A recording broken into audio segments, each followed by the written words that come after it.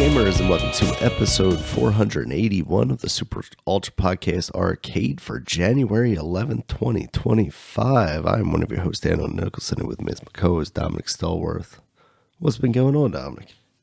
All right, man. So everybody had happy holidays, happy New Year, and everything. So now we are in a new year. We're in 2025. Man, it's been crazy, man. The start of the new year has been a lot of crazy shit been happening around the world. It's definitely been eventful. Yes, we had our first snow storm around here, but it's been pretty all right though around here. Doing this, it wasn't like too bad here, but thing is, I know the South has been getting some snow, and I think any type of snow, it could be an inch of snow. That's a little too much for them. Yeah. And then you got over in the West, you got the freaking LA burning and shit. And so, yeah, it's been a crazy start of year, and we still got inauguration to go. So yeah. so there you go. Oh yeah, Jimmy Carter passing away at 100 years old. Yeah. That is crazy. That's crazy that to get to 100 is crazy to me. For humans and for a guy who was a president, but you know what? Maybe that's because he wasn't a two-term yeah. president. So it didn't take away too much of his life. Him being one term let him live to be that old. That means Joe's got like 20 more years to go. Yeah. Oh yeah, exactly. Yeah, because he was only one term. So let's see where I want to start with.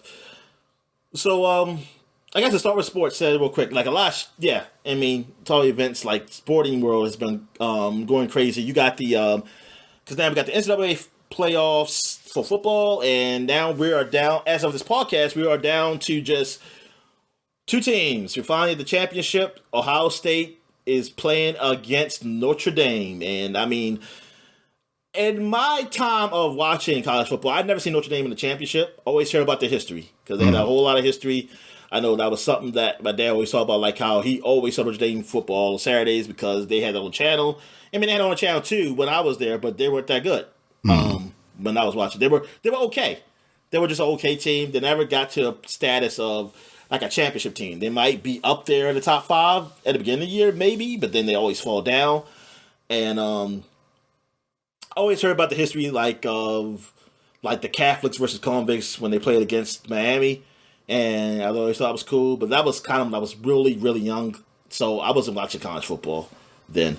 I didn't start watching college football probably until late middle school, and that was only championship games. I definitely didn't watch regular season. And I started watching regular seasons probably till late high school.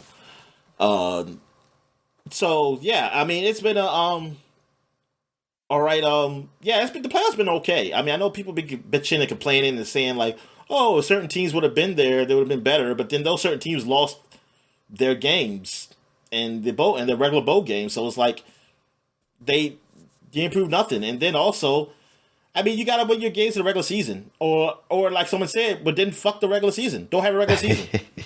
So NFL football, like playoffs are here, man. As of this podcast, the first round would be over.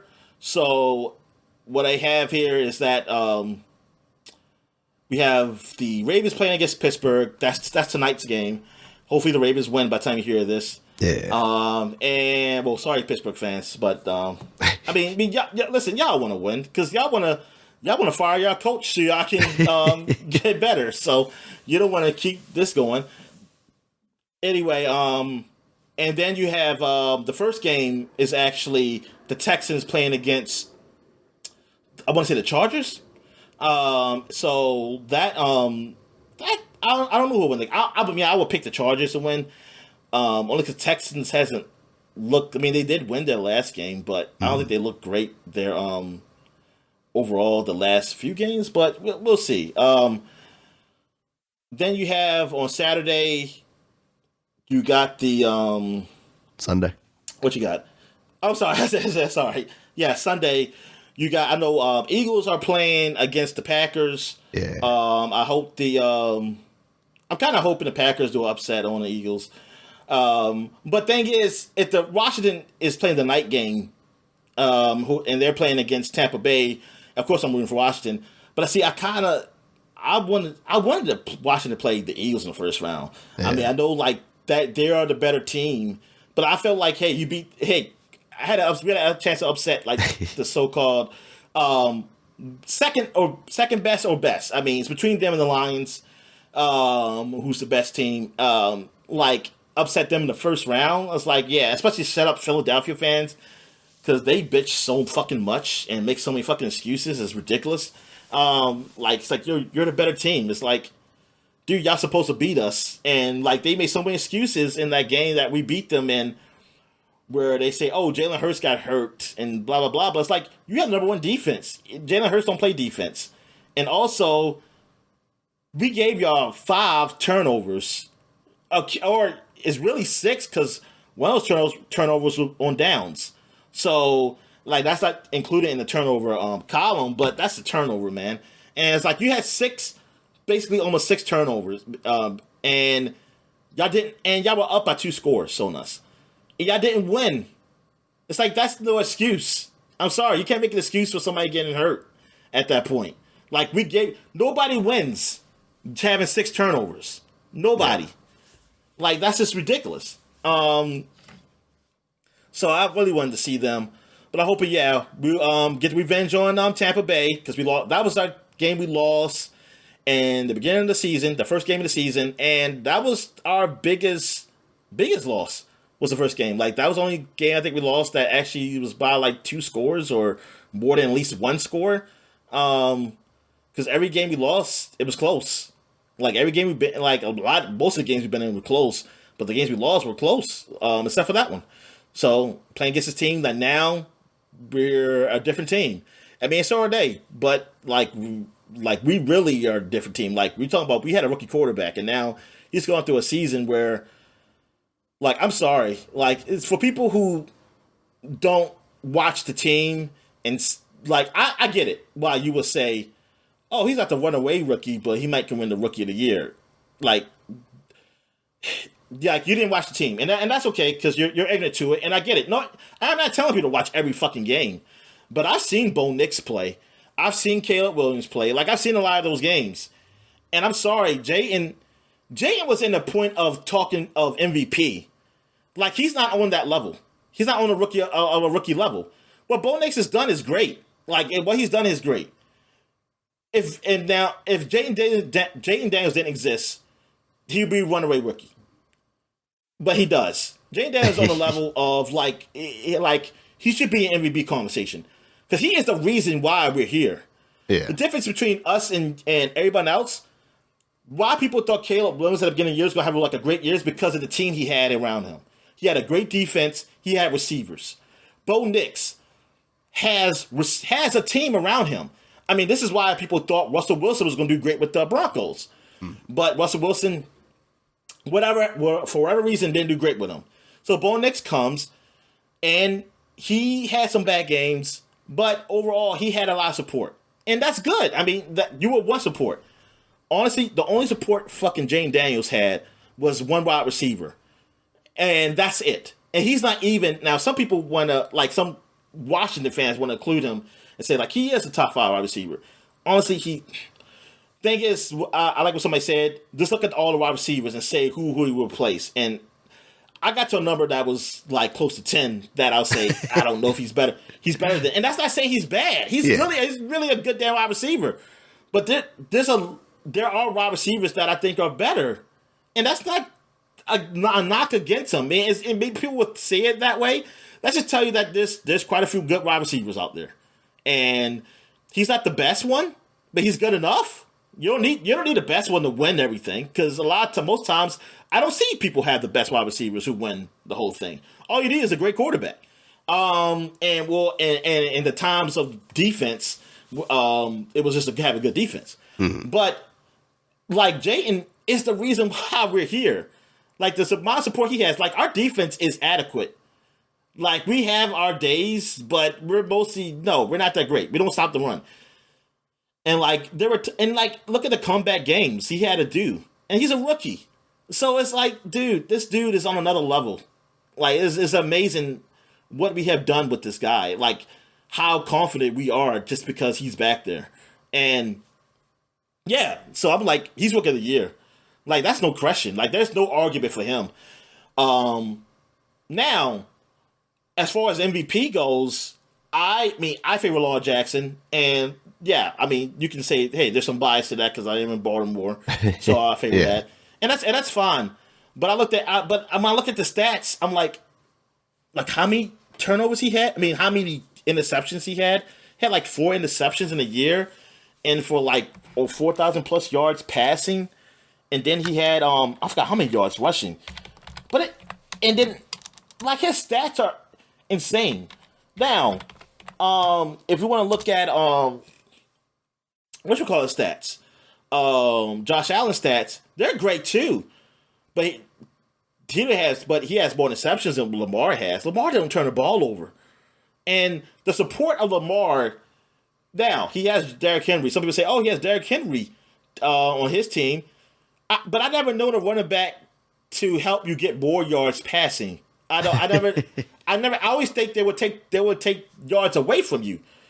Like, how is that he has a better year than last year in passing, in yardage, in every category?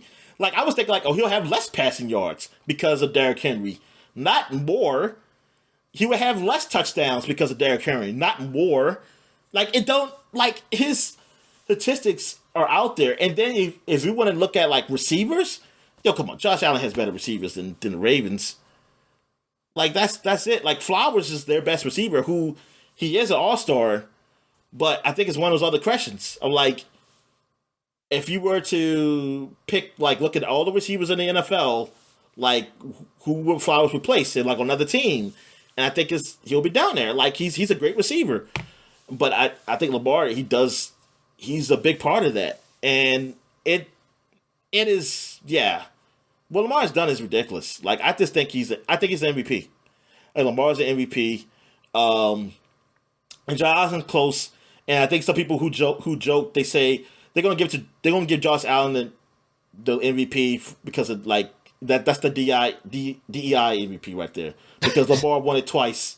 So they gotta give it to somebody else. Yeah. And I mean, it's just pretty funny. But yeah, some people say fatigue, and I'm like, fatigue, he only won 2. And then, if he's the best, he's the best. Like, I mean, if he's the most valuable player, he's the most valuable player. Yeah. Like, for me, I feel like you're trying to find all the excuses for Josh Allen to be MVP. Like, when we have to try that hard, that's when it gets to a point where, okay, is he really the MVP then? Like, I don't think you need to try that hard. Like, if it's that close, like, I think it's close, but not that close. I think after you look, when I see the 4 interceptions thing, man, I'm like, yo, I'm sorry. To do that many passes, to only get 4 interceptions, to get over 4,000 something yards, only have 4 interceptions, that's ridiculous. That's fucking ridiculous. Like, you should have, like, at least, like, 10 interceptions, and that would be fine. It was like, okay, yeah, I mean, you threw the ball that much, you should get 10 interceptions.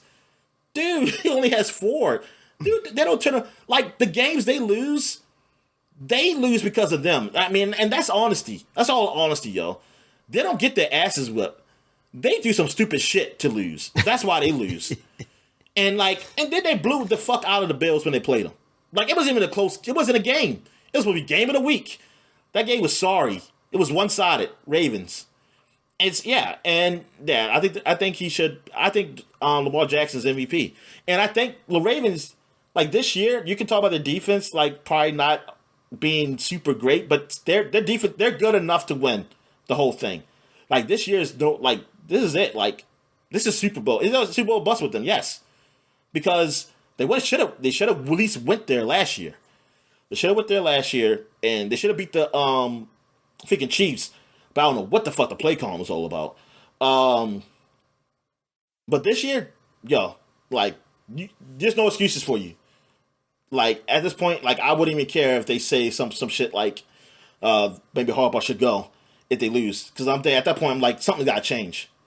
Yeah. Because if you lose, because Lamar's playing the best he's ever played ever. And this is the best almost any quarterback has ever played ever. this is when you should win. Like this is when you should win. There's no excuses for that or anything. What's the other game that's being played? You also got the Vikings are playing against the Rams. I think that's the Monday night game, I want to say.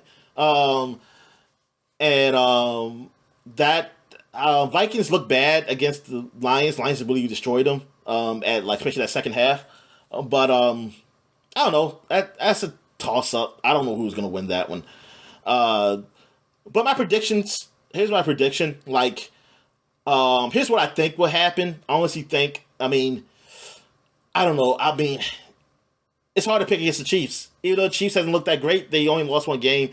I just feel like Chiefs are gonna find a way to win these games and at least be there. I think it's gonna be Chiefs and Lions, and I'm gonna say the Lions will win.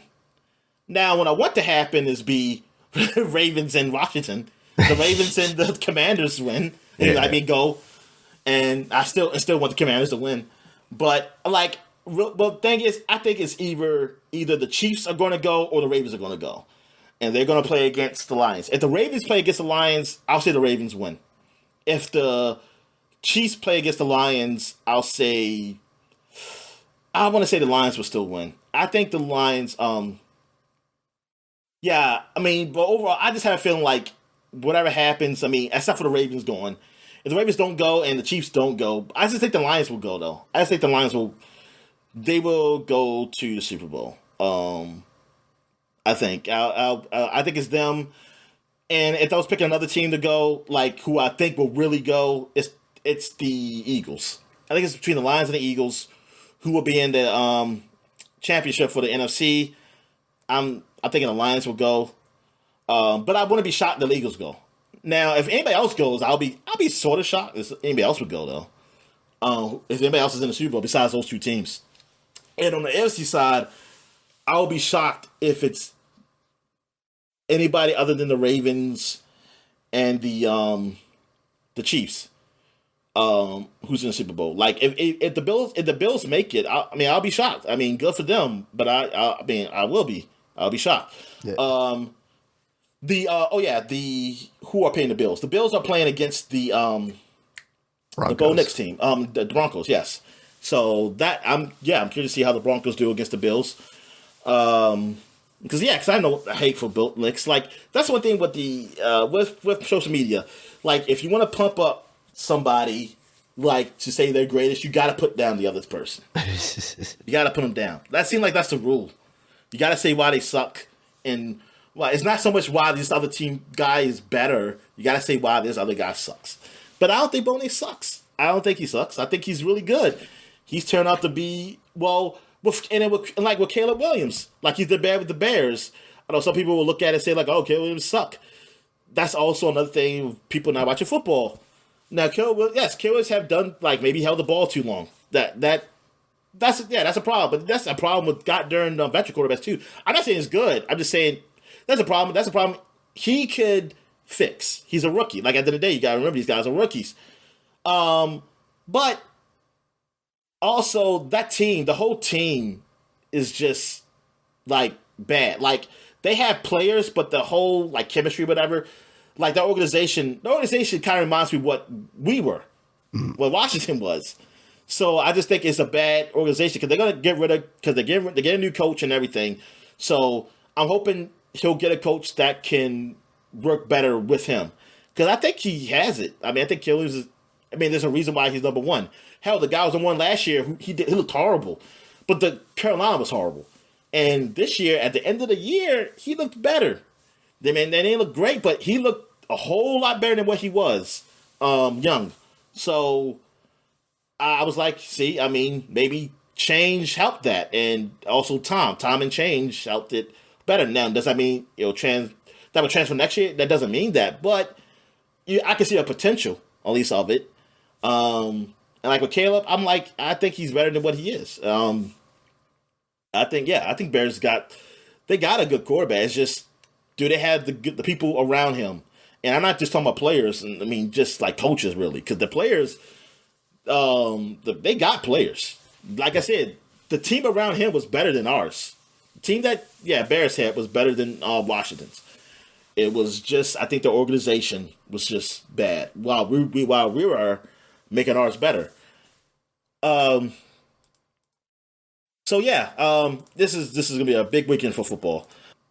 So yeah, so that's it. So what's going on with wrestling, man? They finally had Netflix. Netflix finally showed off Raw, and so how was that? Yeah, so a couple of things. First up, I think the last time we recorded, AEW wasn't on Max yet either, so that's now available on a streaming service as well. Okay. Now, can you look at old AEW matches on Max or just the live There stuff? is some old stuff. I think they have all the pay-per-views from 2019 as well as all the Dynamites from 2019. But I don't think they 2019? have. Wow. Yeah, when the year they started. I don't think they have anything else yet. I think their intention is to roll that stuff in, but yeah. But they didn't get the pomp and circumstance that the deal with Raw going to Netflix did at all. They're too good for that, Daniel. That's why. It's also worth mentioning that not only is Raw on Netflix, but in other countries, they also have the deal for NXT and SmackDown. So if you have Netflix and a VPN, you can potentially watch all of that content on there, which is pretty cool. To finally have, like, basically again, since, I mean, even when the network was available, they didn't have the live shows on there. So if you aren't a regular cable subscriber, there is now an easier way to do that, since it seems like Netflix is one of the more, like, lenient companies on VPN use, because, like, that's a lot of the like podcast and YouTube advertisements for any of the VPNs are like, unlock the full Netflix catalog. You can watch all the things that they limit you from watching. Okay, well, so over here, what do they limit us from watching? Weird British shows and SmackDown and NXT, Dominic. That's what they're limiting us. Oh, no, okay. they just mean like licensing deals, really. But they try and angle it like Netflix is trying to keep things away from us because, you know, we pay for a subscription. We should be able to watch everything that Netflix has ever made a license for, even if it's, you know, in other countries. But anyway, so yeah. nothing worth anything then. Like for us, it's nothing worth anything. Maybe for them though. For people out of the country. Exactly. I'm like, well, yeah. Because what's I want to know what's worth it that I'm missing in another country. If I'm from another country, I can finally watch Interstellar on Netflix. For another country, yeah, I can see, yeah, exactly. Yeah, that's the benefit, is I can finally watch Christopher Nolan's, you know, masterpiece.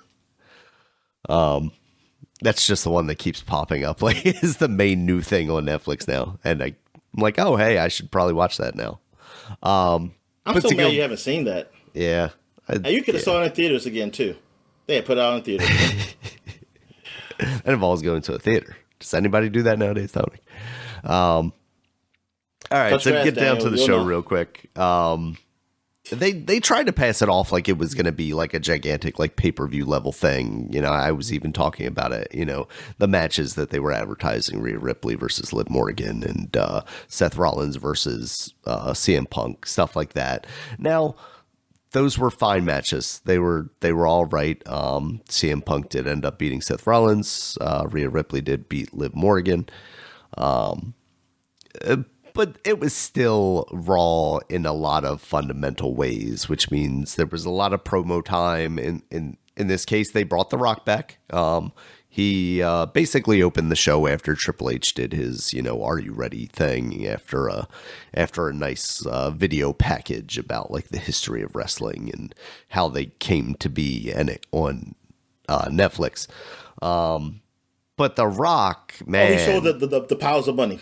The Rock was basically showing the piles of money. He spent so much time just like, he was doing like an acceptance speech. He was like, I want to thank the Netflix executives who we have over here and this person and Cody Rhodes. And, like, people are absolutely, like, pissed off because like The Rock effectively like ended any of the storylines that he had pretty much set up previously. Like everybody was like, "Oh yeah, Rock's gonna fight Cody. The Rock's gonna fight Roman," and instead, he comes out and he goes, "This guy's been carrying the company on his back," and I'm like, "Is he talking about Triple H?" And he's like, "Cody Rhodes," and I'm like, "Okay."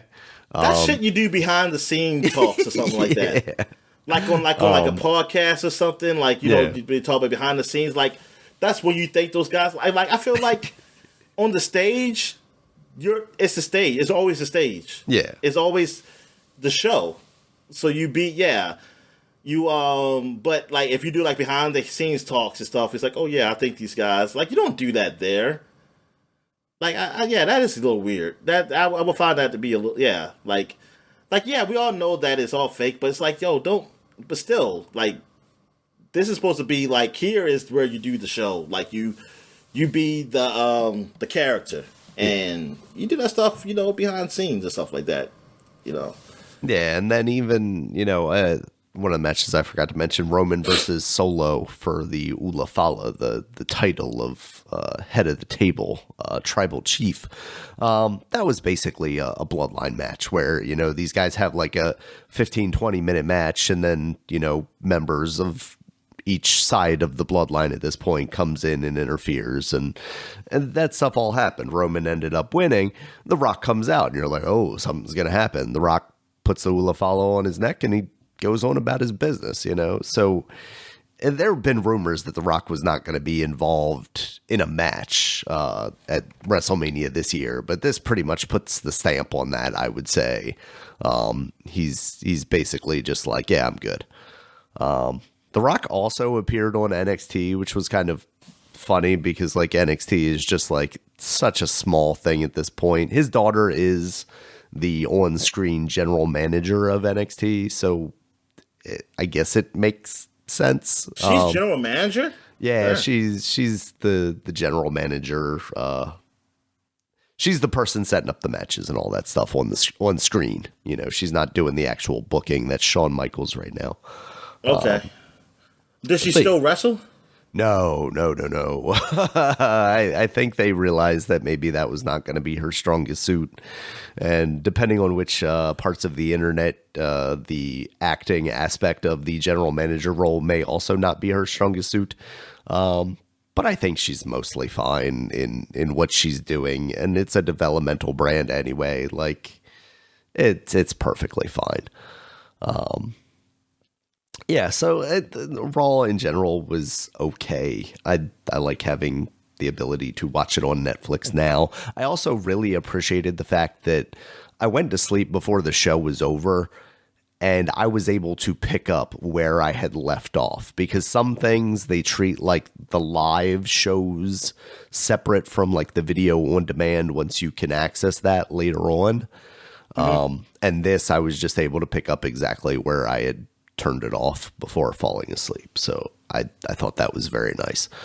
The one thing I'm quite surprised by is there's no, like, even if you go into Peacock right now, it's like movies, TV, and then like a separate section for WWE. I'm surprised with how much money Netflix has put into this, that is not its own little genre thing yet. Really? That's what I was thinking. Like, they would have a section for WWE. Yeah. Something like that. So you can see all the old stuff. Like, I'm surprised they didn't get all that. That's the other thing is, like, I don't know how much of the old stuff they're going to get. Like, it's not necessarily like this is the WWE network now, because you still have the pay-per-views on Peacock. You still, theoretically, in America at least, have SmackDown on USA, which means it's not live streaming anywhere, but you can watch it like 3 weeks from now on Peacock or something, I think. And NXT's on CW, so that has its own, like, if you get the CW app or something, and you probably need like I don't know if you need a cable provider for that, because that's theoretically an antenna channel. Yeah, so it's really messy, especially coming from a company that at one point pioneered the like, this is our app, this is where you can watch all of our content. And it's honestly been kind of downhill from there, because even when they made this Peacock deal, obviously in some aspects it's like a better deal because you're getting the wrestling, but you're also getting all the other like Peacock related movies and TV if you want to watch that. But when the network was around, like, you could search for a wrestler's name and find every match, and it would take you to that point in that show, like the beginning of that match. You know what? That is cool. Yeah. That you say that. So like, and what about commercials too? Because Peacock, I gotta go through commercials. So commercials, because the old stuff. Yeah, commercials are complicated, I guess. In America, you just kind of get your regular commercials, even on Netflix. You know, same with the NFL. It was like, hey, your ad-free thing allows you live stream. Oh, I don't mind commercial on that stuff. Yeah. Oh, you mean like on the old stuff? Yeah. Honestly, I'm not totally sure, to be honest with you. Now, if I'm watching the next day, it still has commercials. So can you fast forward through them? I believe you actually could, because I think I was. Well, then that's I'm it's fine not with so that. bad, right? It's just like having it on a DVR, basically, at that point. Yeah. While the Peacock one, I couldn't. Yeah. Peacock is. Yeah. Unless I guess if you buy the upgraded, maybe you buy service, the no ad thing. Yeah, that's how the Raw was in. If you watch it with like a VPN, what I was seeing is like it would go to a commercial break, but like before the match happens, but that would just be like a video package of like the match stuff, which is what they would do for like the pay-per-views. And then during the match, if it went to an ad, it would fade to black, but then it would come back up to the match with commentary and everything. Like they just kept going, and then it would fade back out and fade back in like it was coming back from commercial, but you actually never saw commercials, which I think like that's just awesome. So I don't know what it is about, like, why is it other countries just get these shows without commercials at all, and then why are we stuck with all of these commercials? You know, they don't have the products we have. that's it. They're underprivileged. They don't have the amazing consumer goods that we have. But yeah, it's even though the show wasn't like spectacular per se, I like that the era that we're in now, where all of this stuff is available on streaming services, and I don't have to go back to like worrying about whether I need USA Network or Peacock and Fox and this and that and the other. So should be good, Dominic. Yeah. I'm glad they didn't catch on fire either while they were out there. And it was Jeez, yeah, didn't realize that's what you meant at first. But like also the actual streaming was good too. Like it held up. Oh yeah, I heard it was pretty good. I mean, the NFL kind of like helped us see the precursor of what potentially it could be. How good it they could were be. like, we're not going to mess this up with with how much money we spend on NFL rights. So, all right. So I guess we get into what we've been watching, but I don't know. Have you watched anything worth talking about? No, like I told you before we started streaming, started Squid Games season 2, episode 1. Felt kind of long, and I think it is kind of long. It's like 50 minutes or so, and I'm pretty close to the end of it, but it's not really worth getting into just yet. Yeah, I haven't seen anything either. Like that's even where I feel like I've watched stuff, but nothing. Yeah, everything's been pretty old and nothing new. I'm trying to think. Maybe I might check out some of those new comedies. I know Dennis Leary got a new comedy. Really? Go Dutch or something like that on Fox. And I did see a commercial for that, but I don't Dutch. even realize. And then there's the one with the guy from Community with the animal control or something. Control, yeah. Okay. I never watched it. I never watched the first season. So I might check it out since this is like the second season. I want to say it is. That sounds right. So yeah, so I might check them out to see if they're any good. I think they're on Hulu, so I can watch them up there. I know this. Like I finally saw like because I follow this thing called Criminal Simpsons, and they put like Simpson stuff happen like maybe out of context or something like that. Like they put up there, but they put up like different Simpson posts, but mostly posts are from the first to maybe the 11th or 12th season, like at the most. If they go higher than 8. They but I was seeing like who they follow. I see some other Simpson stuff, and I think it's called out of context Simpsons. So I clicked on them. All their stuff is actually stuff I've never seen before in my life.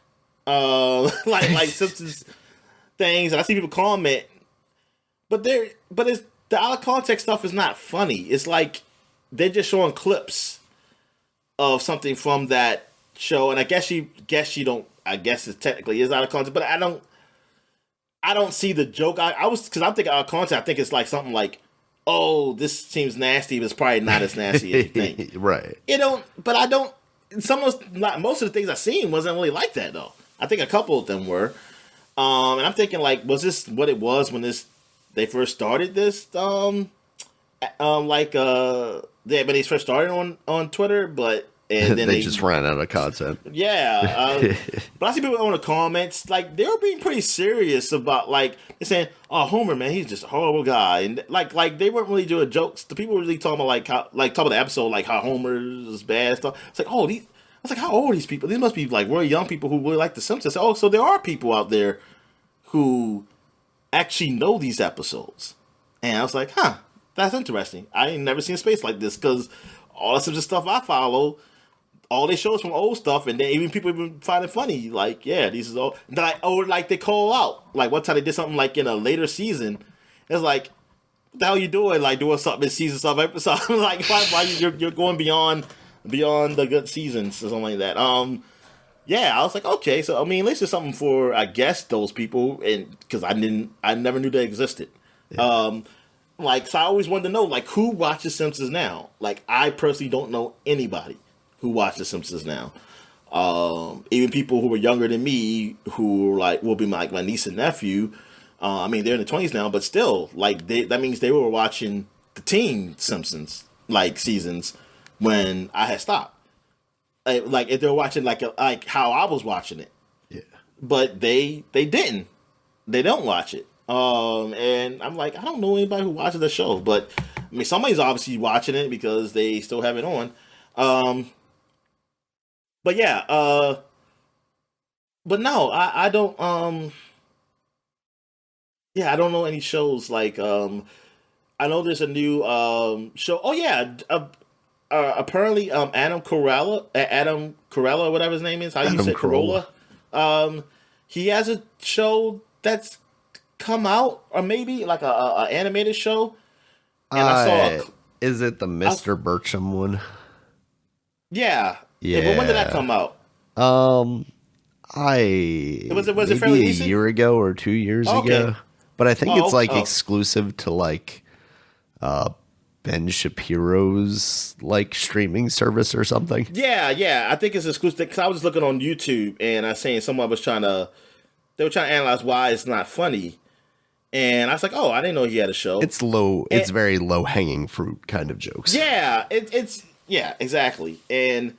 Which is funny because I always argued about how on the other side of it, like if you want to go politically, like liberal, conservative, I always want to know how like liberal shows were all like a lot of those shows were low hanging fruit. Like it's like, dude, it's like you're a little on the nose on this joke. It's like if I listen, I'm not a very like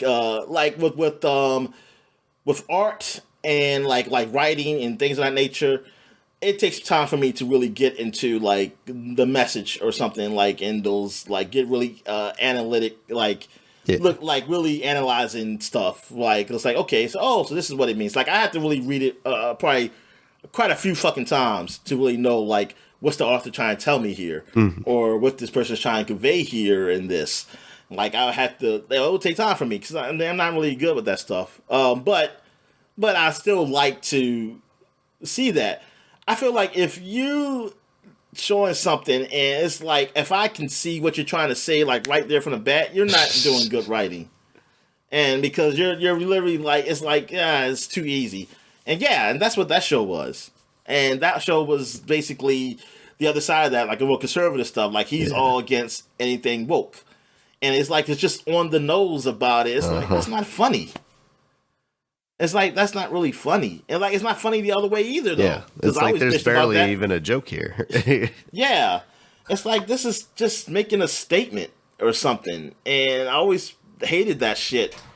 And I was like, yeah, this had nothing to do with, it has nothing to do with what you like in your politics, because like mostly a lot of stuff.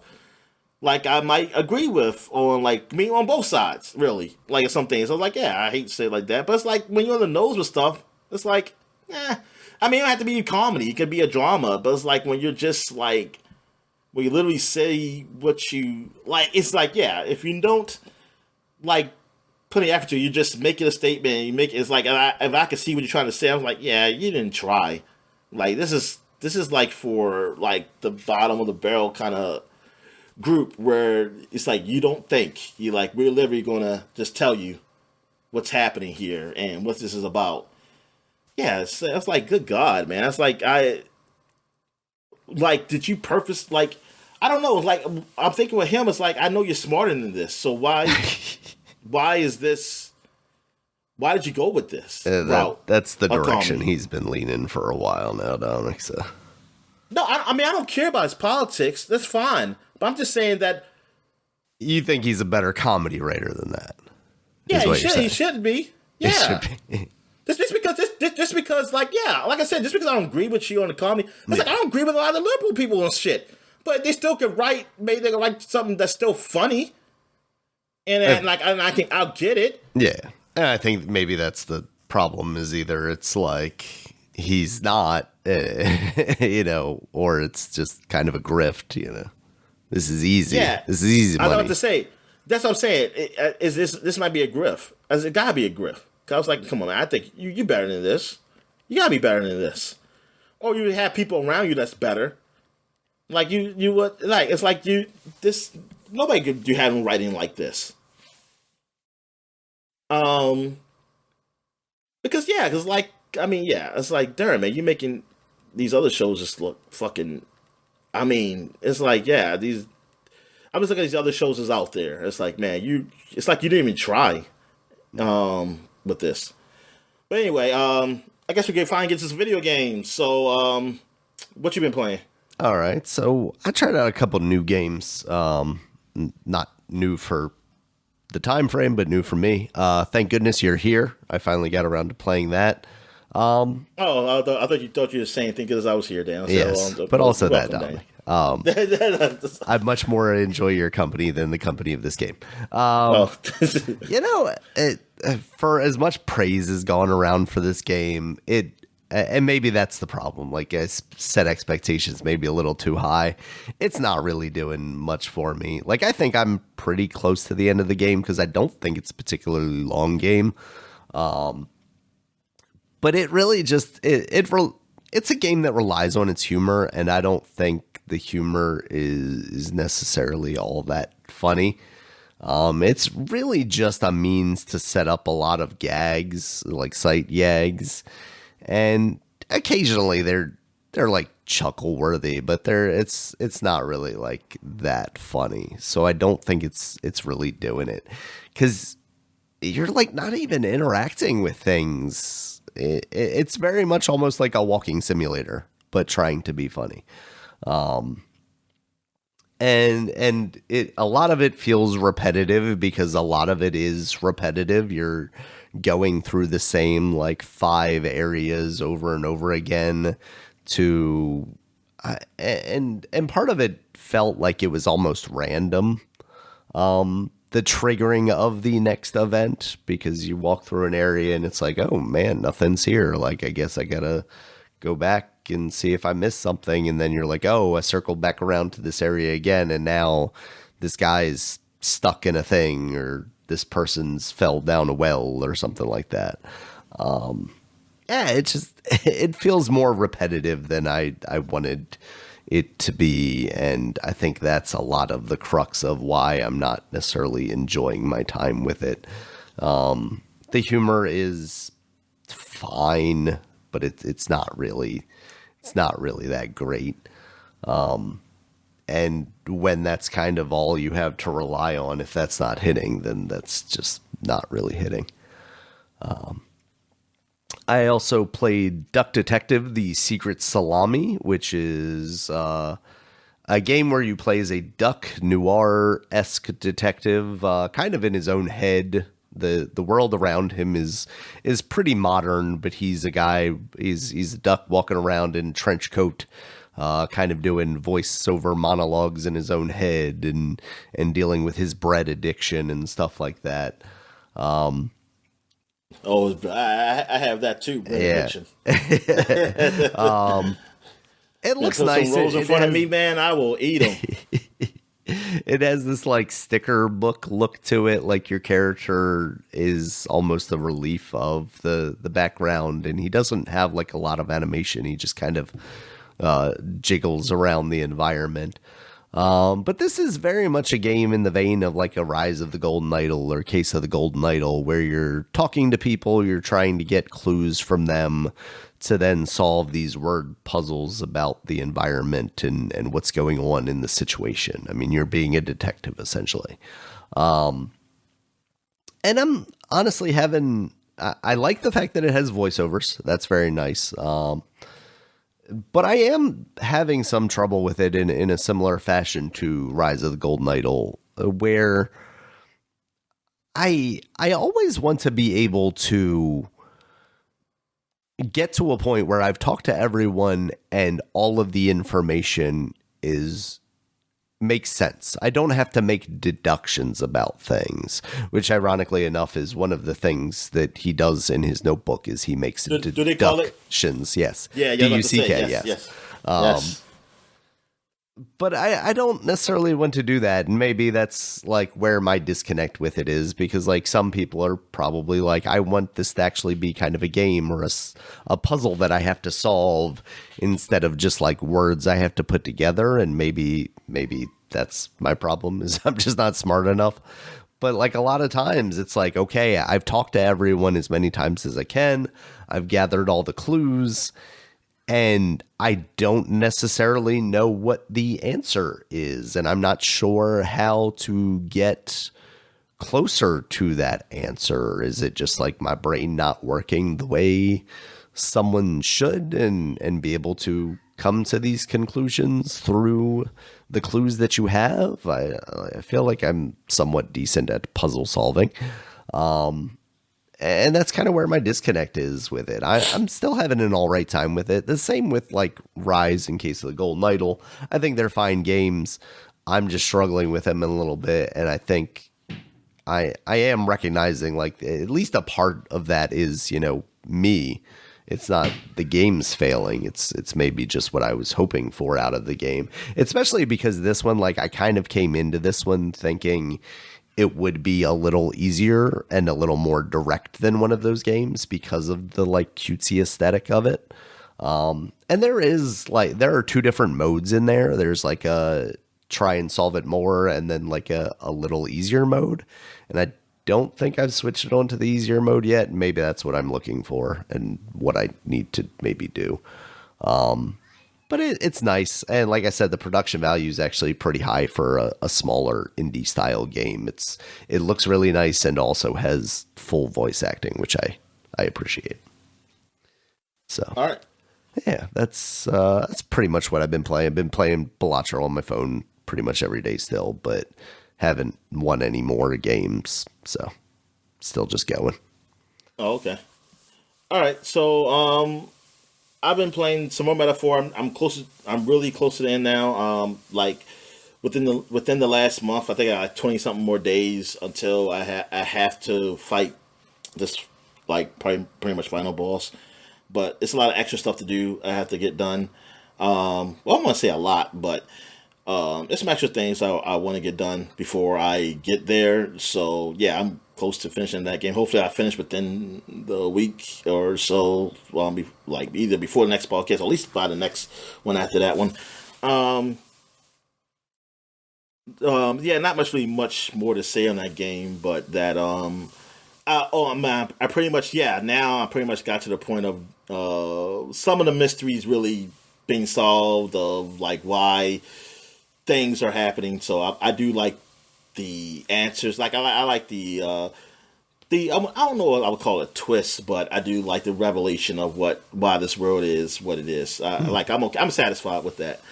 Um, Also, been playing. I played very little of Suicide Squad. It's on PlayStation Plus now, and I played some like through remote play on Daniel's PlayStation, and the remote play hasn't been really working that well for me, like connection wise. So I couldn't really play a lot of it initially. Like it would just keep cutting out on me or lagging, and then it'll just cut out. I think the second playthrough was able to do more.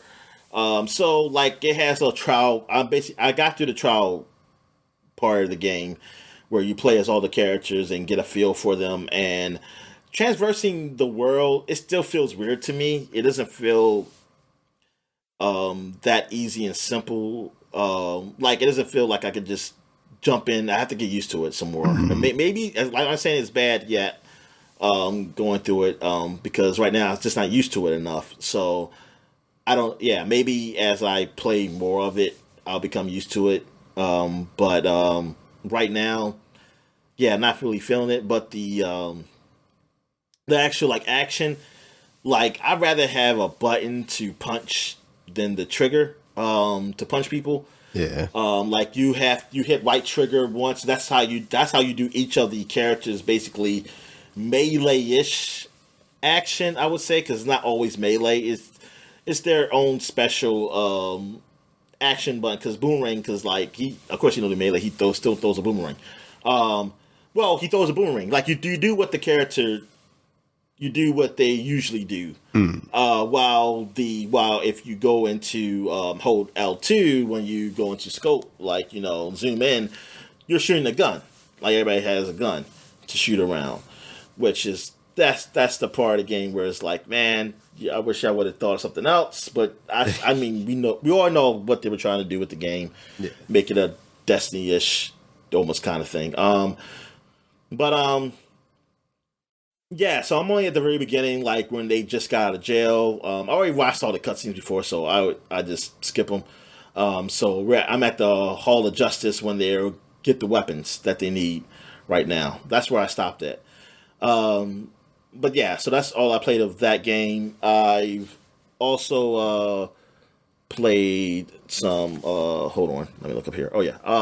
Marvel vs. Capcom Infinite Beyond or Beyond Infinite. I don't forget what how they call it that, but it's the one where there's been modders who have really did like a really overhaul of the game. Yeah, and they released a mod where it changes the look of the game and some of the gameplay and stuff. But it does look a lot better than what it originally was. Like they really emphasize the cel shadiness of the game.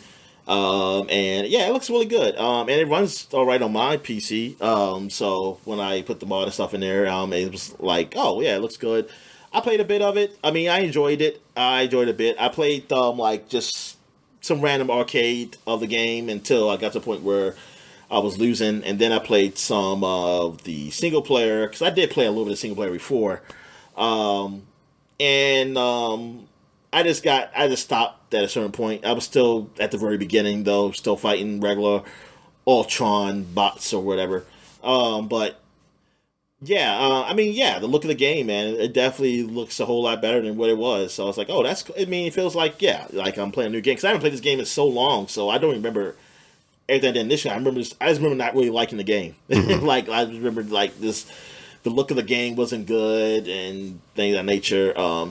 And I forgot that this wasn't 3-on-3. This was 2-on-2. Because I was like, how do you get the other character? Like, where's their character at? And I was like, oh yeah, they went back to 2-on-2. And Also, I still gotta figure out like I'm like switching like well because sometimes I don't want to switch. I just want to use their like assists, and I gotta look up how to do because I was looking up, but it looked like I know there's gotta be a button. It's either gotta be a button or maybe they don't do it anymore. I have no idea what it is, but that's the only problem I have because like I can do like they'll assist, but they'll also switch at the same time, Right. and I can get it for them just to assist me. But yeah, I mean it's been all right. I think I played with who did I start with the arcade because I did record some. I want to say it was Dante and Ghost Rider. I did Dante and Ghost Rider as the guys who I played with. That's what I want to say. That's how I can remember. Now, of course, in the story mode, I played with whoever they gave me.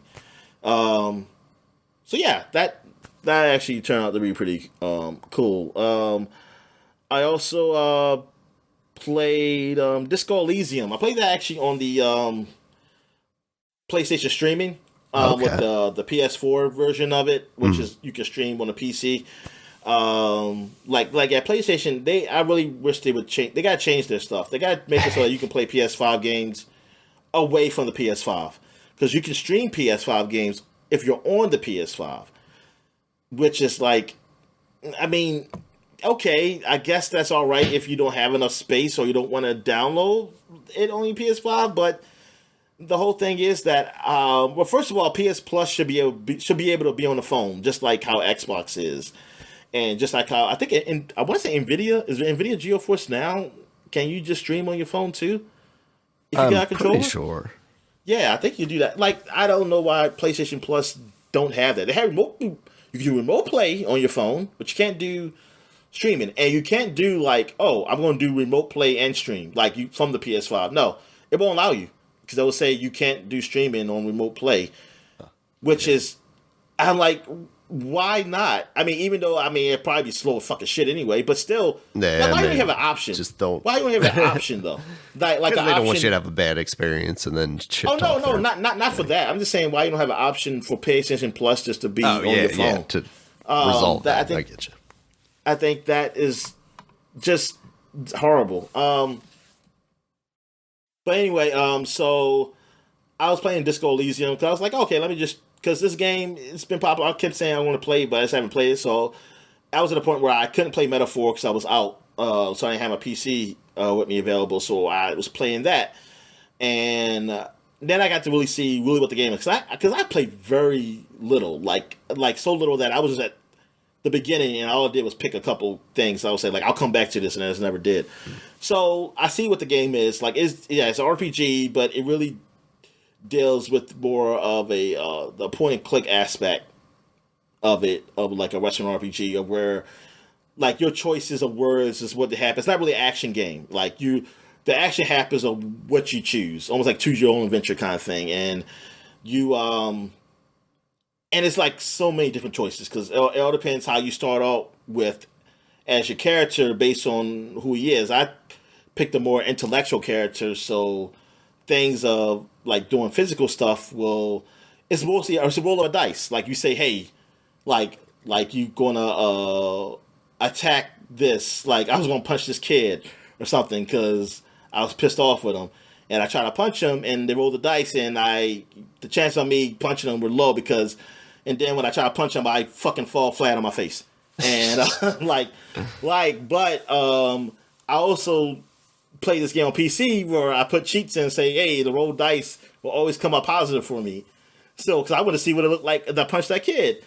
And it changes the whole story too. Like I can actually get questions and answers from kid if I do it because he respects me more from that. And so I was like, oh, wow, how much the game changes just because of that role. And, because a lot of things I failed. On my initial playthrough, like playing normally. And then when I played on PC and put the cheats on where my rolls were good, I was saying, like, wow, this changes everything. Because, like, my game actually ended early on the PS4 because you start off like you're a drunk and you don't remember. So you play as, like, who you really are in real life. Like you don't know this guy. And so you wake up like you have amnesia. Like, you don't know who you are, what you do. Apparently, you got so drunk last night. You're a police officer, and I guess you got so drunk last night, you don't have your gun or badge. You don't know where they are. But thing is, like, I admitted it. Like, I missed it, and I called the my precinct, and they were just making fun of me and stuff about me, like, losing my Not badge. again. Well, no, like, losing my badge at first. They were just making fun of me. They said, hey, ask if he lose his gun. And then I had a thing that said, like, man, I didn't lose my gun. They said, oh, my God, you lost your gun. Like the narrator said, oh, my God, you lost your gun.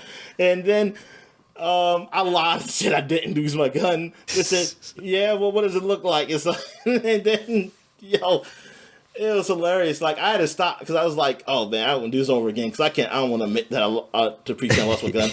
And still, I don't know my name because I was hoping they say my name, but they were calling me a name like that's something to make fun of me by. So it's like, oh, that's not my name. Then another point, I think I got to where,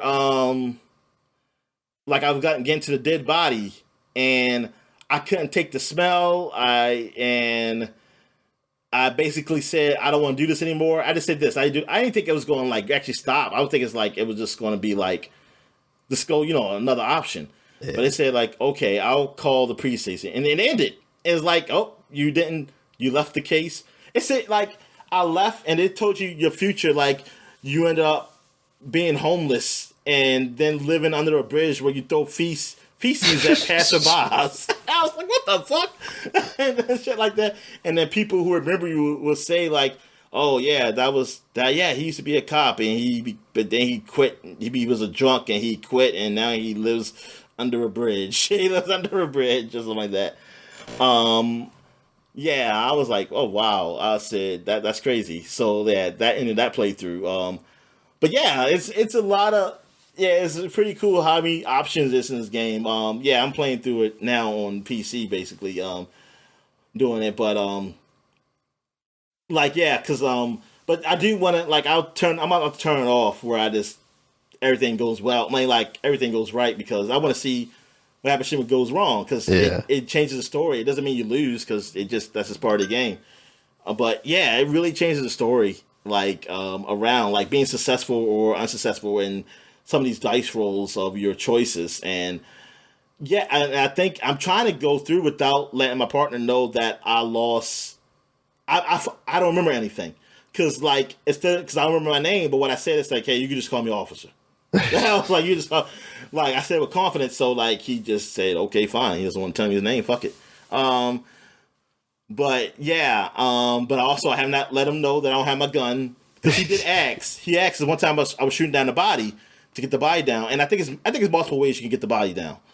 And I said, because I told him to shoot, he missed, but I said I can get a shot, and I got the shot off because I also cheated and said I'll be successful. But before he did, he said, like, because the kids were still around too. So like, hey, these coppers suck. Like these coppers suck, and I think they're calling you a faggot, but they don't say the word. They just say F and T at the end. Mm-hmm. They said, hey, these guys are like these cops suck. They only have one gun between them. What kind of cops are these? And the guy said, like, why? Yeah, why don't you have your gun?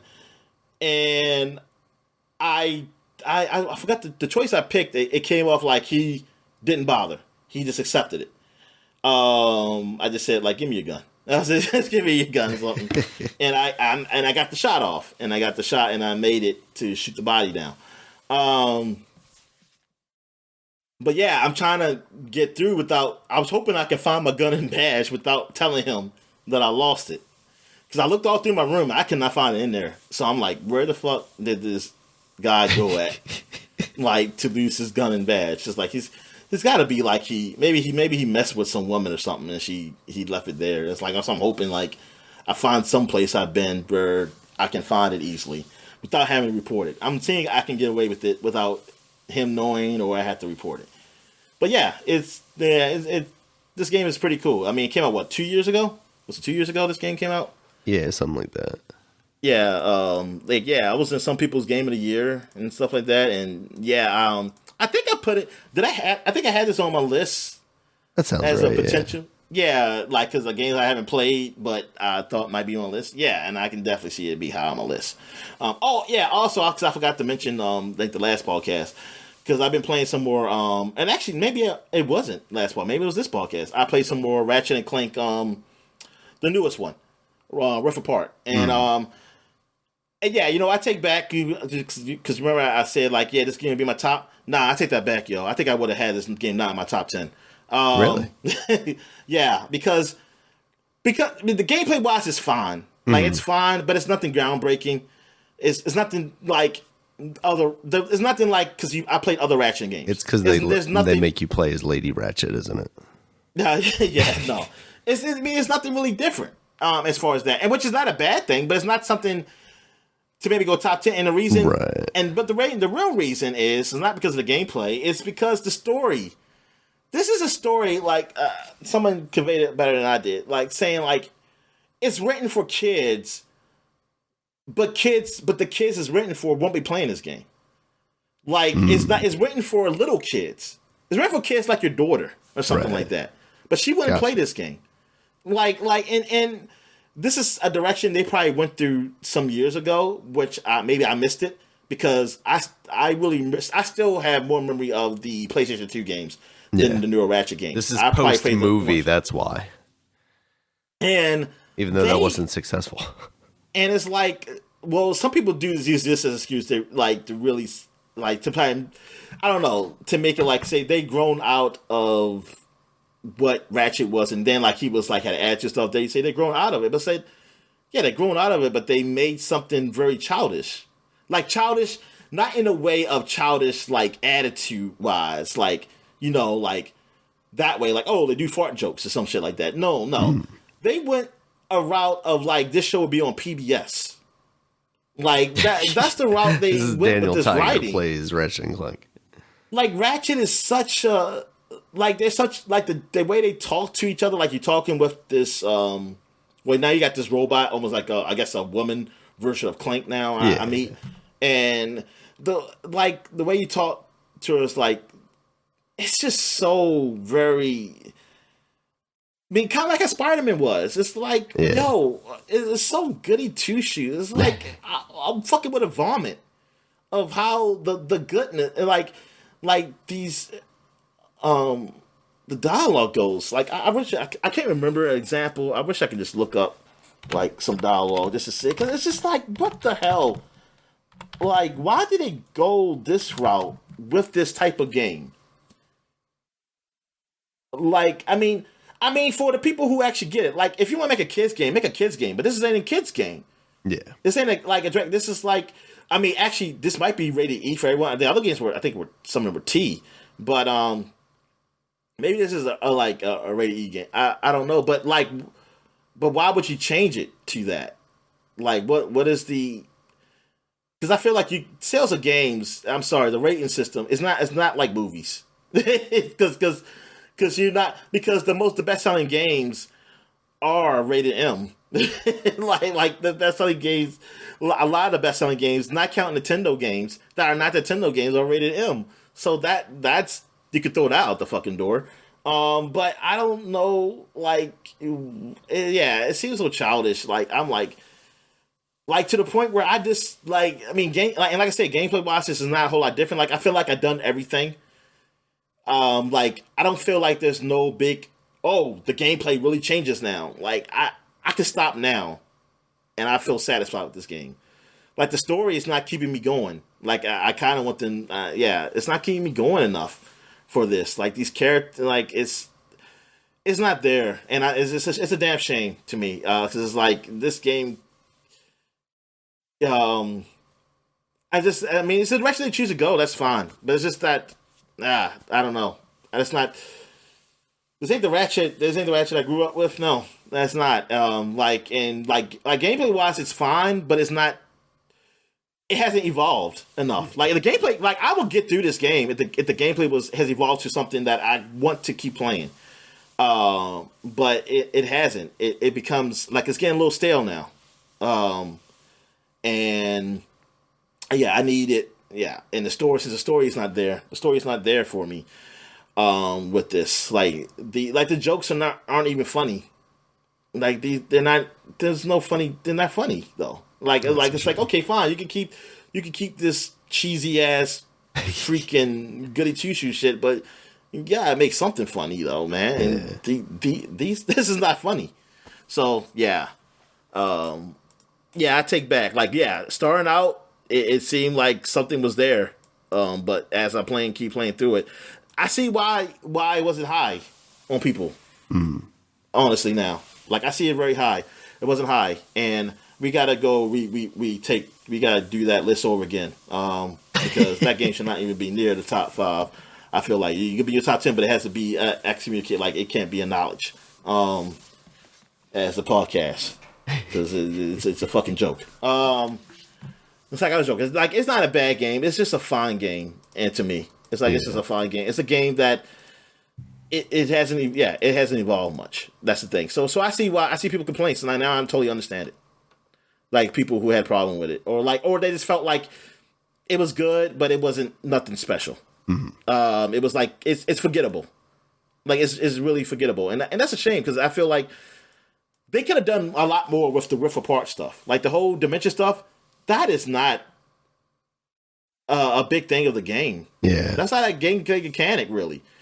Really, like only in certain parts I see like, oh, I can grapple over there and get there fast.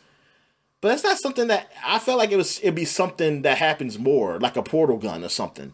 Like exactly. I thought it was something, yeah, but it doesn't. Yeah, they tried to sell that on, everybody trying to say that this is the only way that, PS5 is the only thing that could play this game like this. And then cut to obviously coming out on PC, and then it just not even being that big a mechanic in there is,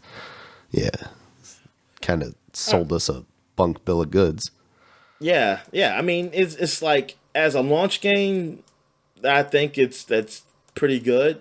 Like for launch consoles and stuff like that. So yeah, it's fine there, and hold out till something great comes along. But I also will say that I feel like Ratchet shouldn't be that. Ratchet should be bigger than that, and it should be better than this.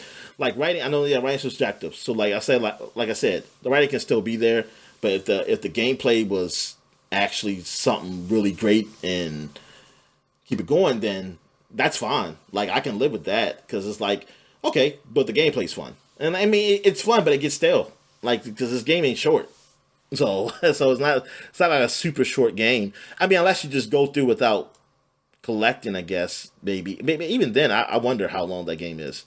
Well, put like this is going on. I haven't done everything, so it's definitely feeling too long for me. Yeah. All right. Oh yeah. So that's it. So I guess we'll take a quick break. When we get back, we get to the flashback segment. All right. And we're back. So now we're flashback into 2015. So now we're in a new year, people. So we got some New Year's coming up for 2015, 2005, and 1995. I don't know if any magazines came out in 1985. They probably were, but probably not really worth looking at. But also we're doing magazine covers.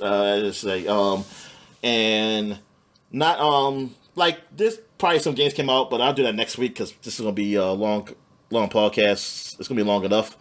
So we're just gonna start with Edge magazine in 2015, and we got Batman Arkham Knight on the front, the actual Arkham Knight. Which is their version of Red Hood. Spoiler. But yeah.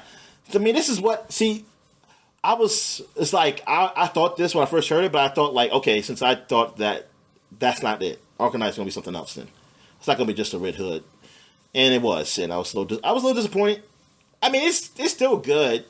It's just that the mystery's kind of like not a mystery. But for anybody who doesn't know who the Red Hood is and like they don't know who this could possibly be, good for them. I mean, it probably was a shocker or something like that. Or you're probably very confused because he's like, I didn't know a Robin died. But it was like so it's like what the hell's going on? But yeah, I thought this was but overall the game was good. Like the Arkham Knight was a really good game. Still not better than the City. Just a lot of the driving stuff. I didn't like the some of the the driving game wasn't really bad, but it wasn't needed. And man, they could have done something. I mean, come on. I mean, Batmobile is part of Batman, but I wish you could have done something else with that. And I didn't like the whole Riddler Batman racing challenges. I fucking hated that shit, but luckily it wasn't too difficult and I beat it.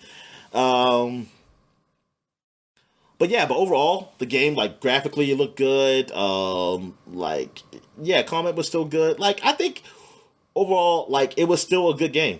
It was still a good game. I didn't really get into it until late though, because at the time my PC could not play that game. And it wasn't because it was too powerful. It really was optimization. Because I was like, I played games. Yeah, I played games that look just as good or better on my PC since then. And I was like, they run well. Why can't this game run that well?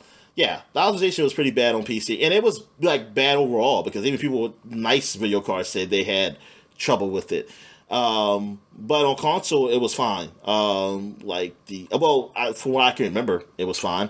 But yeah, so I mean, some people did like this. They still like this as one of their best favorite Batman games. I mean, yeah, it wasn't a bad game. This is basically Rocksteady's last good game we played. this was their last good game. Unfortunately, Suicide Squad was not it, and this was last good game, last single player game. Rocksteady that's still a thing though, right? Is that still a company? Yeah, except this week I didn't put it in the news, but they did get some layoffs. So. Oh, not good.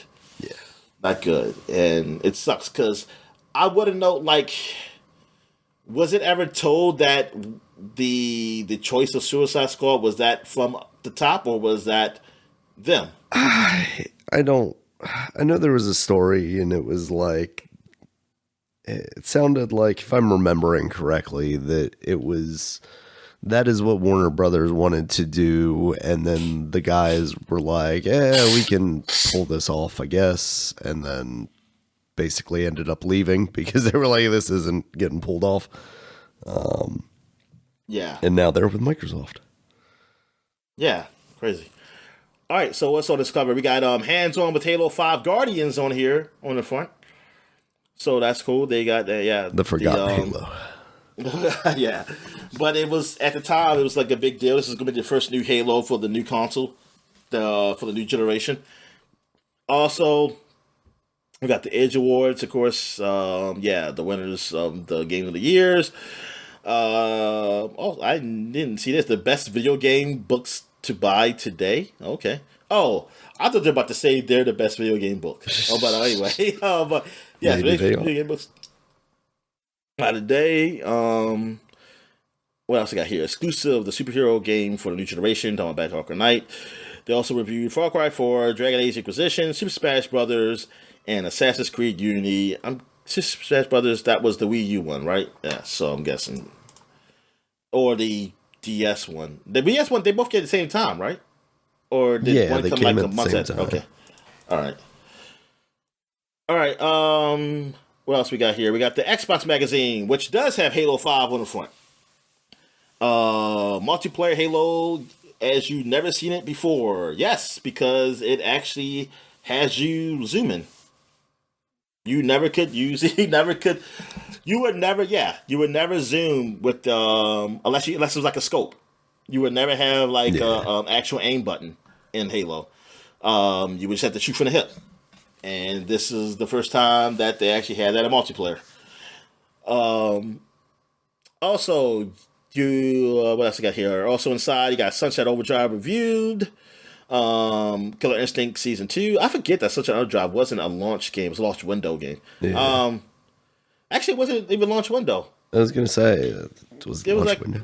Well, actually, what is launch window then? Really?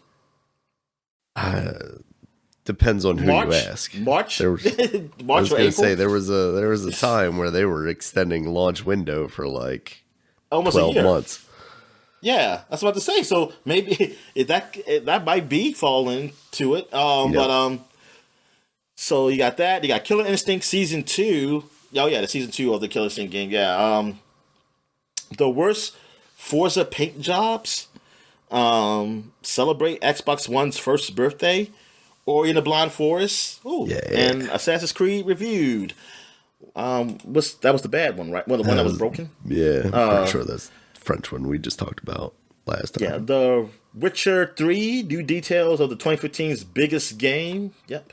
And Battlefield Hardline, hands-on EA's epic war on crime. Yep. They're going, Battlefield's going to the police. Yeah. And Dragon Inquisition is BioWare's latest and Elder Scrolls beater? No, it's not. You got Quantum Break up here. You got Remedy's stunning shooter. Time's on your side, and when Remedy's stunning shooter. Final Fantasy 15. It's Final Fantasy meets Grand Theft Auto. Found out inside. Okay. Roto Tanks. How Wargaming brought the battle to Xbox. That's a game I play. I actually tried it. Because I think it was on Xbox, and I think I rode around the tank. I think I shot something. This probably was a trial version of the game. I mean, like the tutorial. Then your treads fell off. Yeah, I made a tutorial of the game. I don't think I played it against anybody, and I think I blew up a tank, and that was it. And I realized, oh yeah, this is not for me. All right. This is all for old people who have trains in their basements. All right. So what else we got here? We got Game Informer, and we got No Man's Sky on the front. I forget. You know what? I've never seen this type of spaceship or whatever when I play No Man's Sky. I don't know where that is in the game, or what it is. Oh, this is Destiny. Is this Destiny? I thought it was No Man's Sky. It is No Man's Sky. Okay, all right, yeah. Okay, I was about to say because I was like, okay, is that the center of the universe? Is this a spoiler? Is that what you were trying to get to? Is that what it is? Is that thing at the center of the universe? Because I never knew what that thing was. But you're right, it does. Oh no, because I see something that said Destiny down here. Yeah, it says no. Oh yeah, featuring No Man's Sky, Destiny, The Dark Below, which is I guess that's just the first DLC there. I guess the Destiny, The Dark Below. That does look like an F-Zero ship, don't it? Yeah, down in that corner. It's the Samurai Guy ship. The future of science fiction games and the top 25 sci-fi games of all time. Their list was probably bad. Yeah, No Man's Sky, man. We're still a year away. You said when did it come out? 2016? I think that's right, yeah. Yeah, so we're still like a year or so out from that game. Still coming out. But still like one of the most anticipated games at the time. All right, so now that was it for 2015. So now we're going back to 2005, 20 years ago. We got Nintendo Power and we got the Nintendo DS on the front. You got 16 pages of DS Touch and Tell. They got Madden, Mario, Metroid, Spider-Man, and more. My favorite way to play Madden, Dominic. Yeah, the DS. Yeah, it's just so interesting. Just the concept and how it really took off with that. Like, so weird. Like, having this 2-screen thing, machine, and it being what it is. I mean, it was great. I mean, with the games that actually used the second screen in a interesting way, man. Yeah. Were actually really good, and not just as a map. It definitely feels like one of the last times we were like truly shocked by what one of these console makers was doing. Yeah, exactly. Yeah. Now, what's the last system that even comes close to like something really different than this? I mean, after Kinect, this technically was the Wii. Wii, but yeah, you said the Kinect. The Kinect. It's you can't. I mean, you can say, and like the Wii U was like we're going to combine the DS and the Wii together. And it's called the Wii U, where it confuses people. They don't know that it's just a new system. They think it's like, oh, it's just upgraded, like something, and whatever. But yeah, that was it. Like, it was this one as far as handheld, and then the Wii. And after that, I mean, everything's been pretty, I don't know, normal. I mean, I guess you could say the Switch being what it is, but all in all, it's like being compared to what they've done. It's not like super like inventive. I mean, I like it. I mean, I like that. You know, handheld and home console. Yeah, yeah.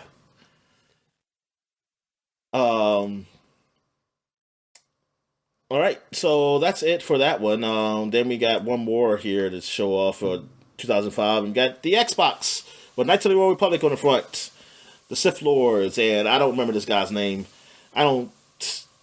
And you know what? And even if I played the game, I probably wouldn't have remembered it because I honestly don't remember none of those people's names. I don't know none of nobody's name in this game. No. I played this like maybe twice. Darth Revan. I played the Revan is the he's the guy in the first one, and that's the main character. That's the guy you play as. So yeah, and that's the thing. I played the first one more than this one. I bought these games at the same time because I got it all at the same time. I got the Xbox, but this one, it just ain't grab me as much as the original one. I mean, the concept was pretty cool, but also near the end, that's like it was an unfinished game. And that's what seems like always happens with those Obsidian done games at the time. They didn't have enough time, and it's not that it's a bad game. I'm like, I have to play this again. It's just something about the Revan one that whole story was just felt better than this one. This is Darth Nihilus. Oh, Darth Nihilus. Okay. There's like 3 Darths in here. I know that. There was him, and then there was the guy who had the broken skin, and there was that old lady. Oh, the broken skin guy is in the same. Thought he was under this mask or whatever. He was under it? I thought I saw him, all 3 of them together. It's quite possible. I never played the game. I just made assumptions. Yeah, it looks like he's a different guy. Nihilus, Scion, and Visas. Yeah, so I guess they were the Sith Lords, I want to say. That's too many. Didn't we already learn that there's only 2? Yeah, threw that shit out the door. Oh no, the Old Republic. No, it's not. Oh yeah, that's right. before. Right. Before they changed the rules. They realized, it's too many of us. We only could be 2, which I think it was just something that George just thought about while he was on the toilet. He just made up the rule. Yeah, basically. He's like, I just did a Darth number 1 and a Darth number 2. I can't do a Darth number 3, so there can only be 2. All right. So that's. Oh wait a minute. Oh yeah, I didn't really say it was on the cover. This is a world exclusive review of the game. Oh okay.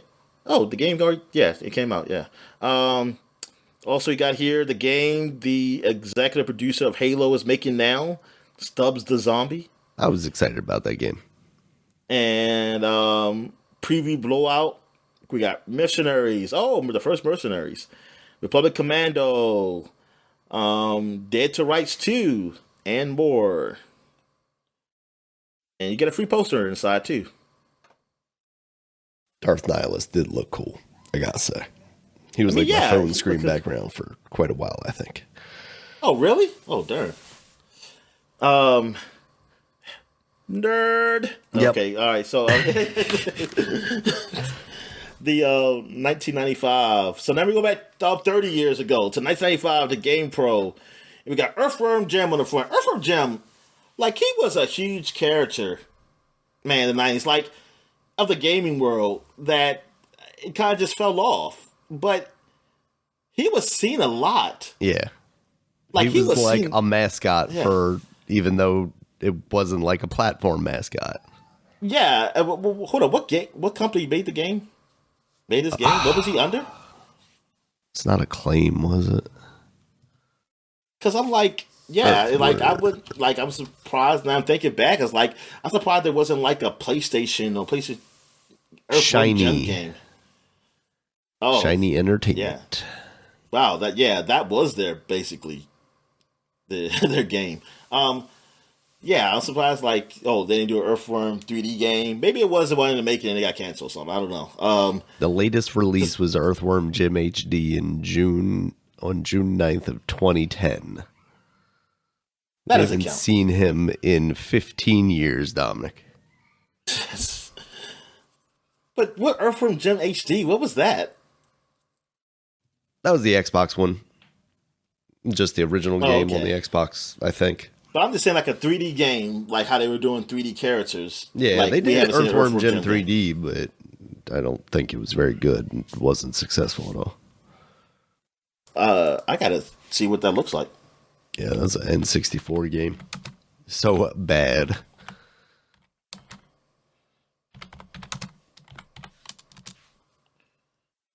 Oh, you can play I Earthworm Jim remember this 3D now. on Steam, Dominic. It's only $20 for the entire Earthworm I see Jim collection. Okay, yeah. Wow, I totally forgot about this game. Earthworm Okay, Jim feels like I one of guess he those did characters try. that was just a little too gross to get out of the 90s. He had a cartoon that came out after the game. I just remember the theme song, like Earthworm Jim, the soil he came from, Earthworm Jim, and then that's all I can remember.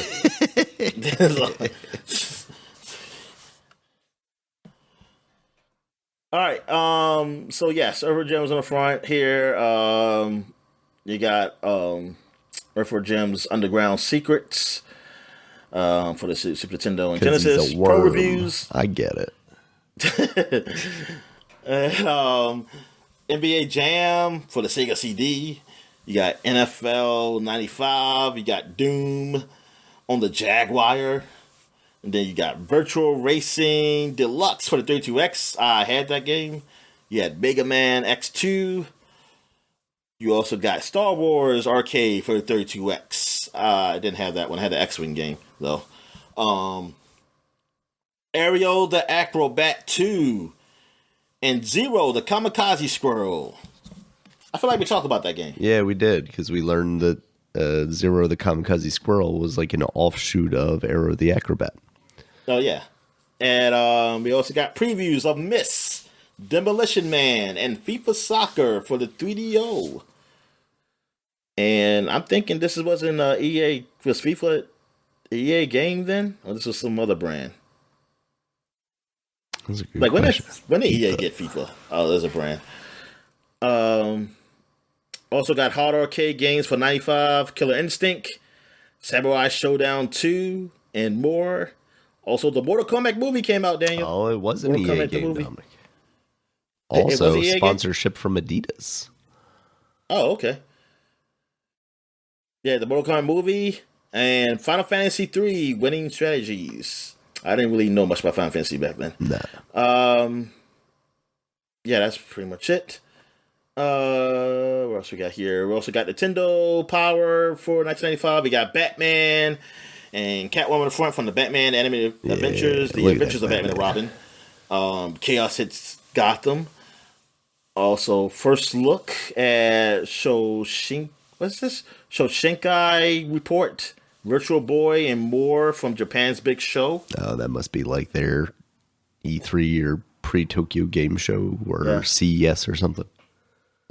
In depth of the Lion King, Star Trek, Starfleet Academy, and Pitfall, the Mayan Adventure. Oh yeah, I remember. Like, this is supposed to be. Was this not the comeback of Pitfall? Like, they had that. It was the One black of many, I cover. think. Yeah. It was like the black cover with just the Pitfall guy in the middle. Also, don't miss NBA Jam on Game Boy. Also, look inside for the hottest tip of all. What is it?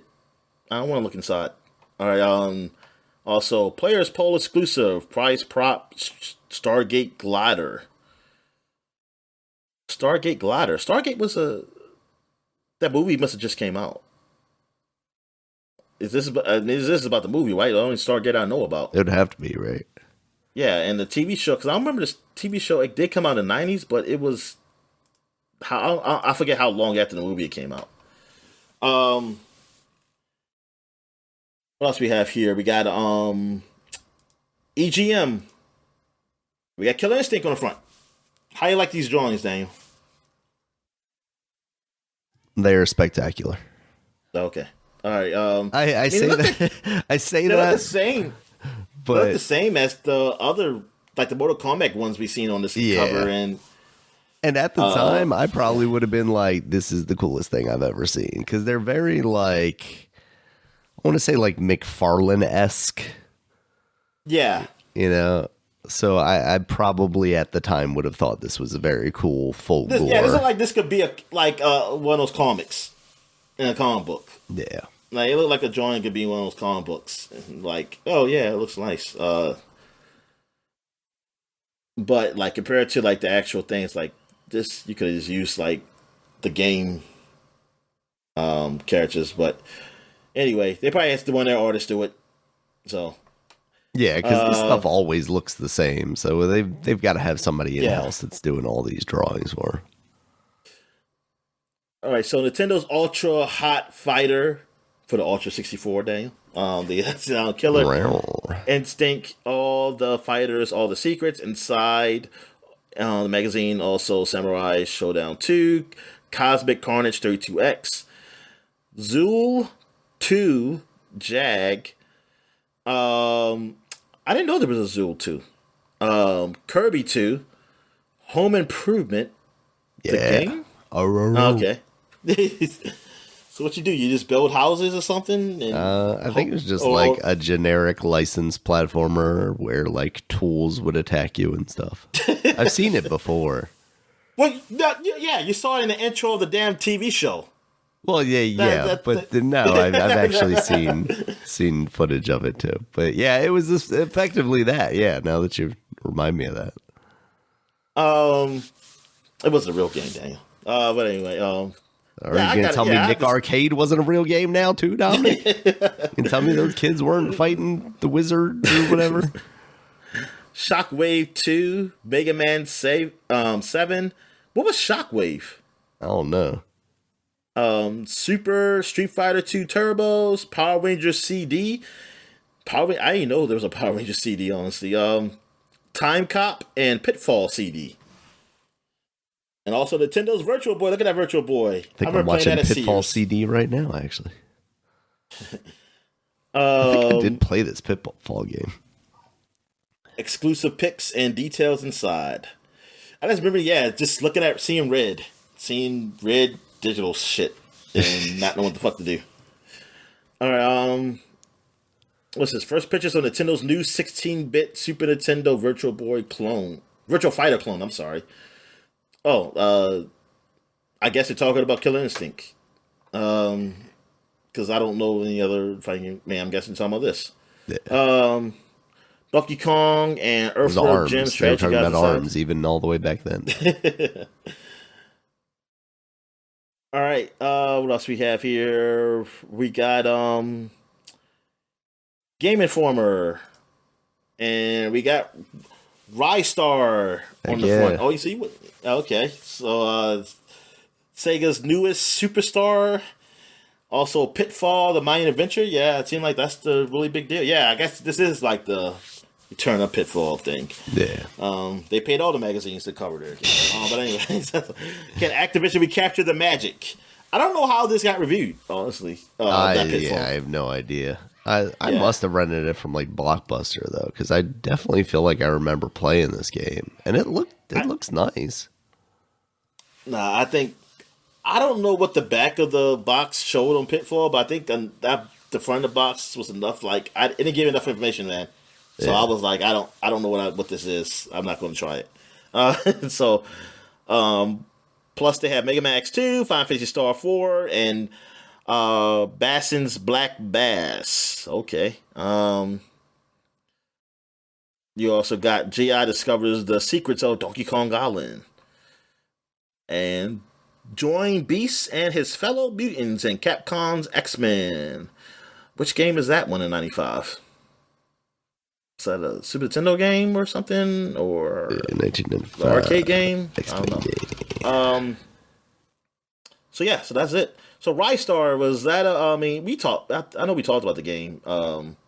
I just don't remember. Yeah, this was like one of the first games I bought on the Virtual Console, and I don't know why necessarily, outside of the fact that I was like, hey, this looks like kind of a cool platformer, and I think I've seen people talk pretty positively about it.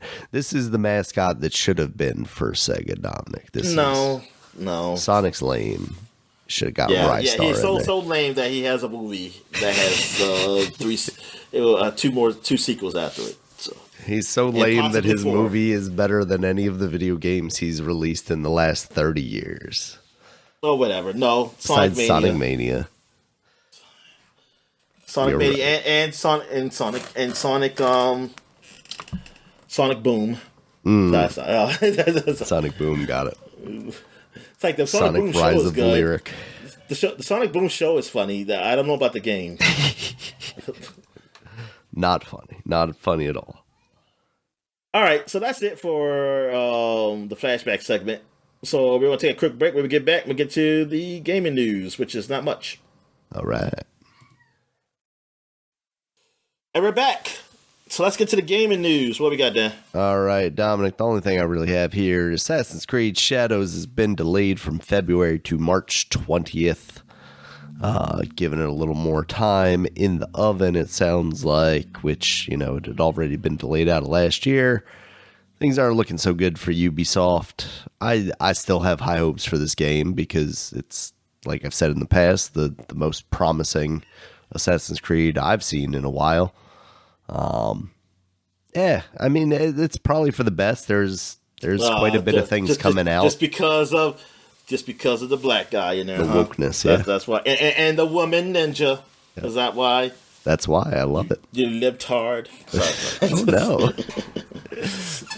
Yeah, I think it's like Yakuza, or Like a Dragon is coming out in February, and there are a couple other games coming out in February. So it's, if it needs some more time and can distance itself from those games, it's probably for the best. Whatever, man. They just need some more time for Tencent to get their shit together before they can buy it. Need some time to be ported. Maybe it's going to be a launch title for the Switch too, Dominic. You don't know. March 20th. Yeah, maybe. We just found out. I forget what the latest leak for the Switch 2. They need some more time before they can make the black guy white a Japanese fan, so they can make people happy. I did see somebody or a Japanese or the woman to be a Japanese man, one or the other, or make them both. Or both, yes. No, you got to do both. Or make a white man. Make it a white man. No, yes. For one of them. A white man and a Japanese man. We got it. Yeah, because one of the latest rumors was that the Switch 2 is going to come out like March, be announced like very soon, and then release in March. We'll see if that actually turns out to be true. This thing is like all over the internet at this point, Dominic. We've seen like every inch of this hardware. We've seen the motherboard. We've seen the outside case. We've seen the accessories that people are building for this thing. Like, potentially it has an optical sensor on it, so you could use this thing like a mouse. We'll see if that ends up actually being true. But yeah, I'm ready to see software, Dominic, for the Switch 2. Well, if people will say you already seen it, Daniel. It's just gonna look the same as the other one. It's gonna run better. Let me ask you this: if a large portion of, outside of obviously the Nintendo stuff, if a large portion of the hardware library for this, or the software library for this, sorry, is like former big names from other consoles, let's say, Red Dead Redemption 2. I've even seen some people bandy about the Halo collection. Do you think people buy those games? Well, I think somebody buys them. Because it's going to be...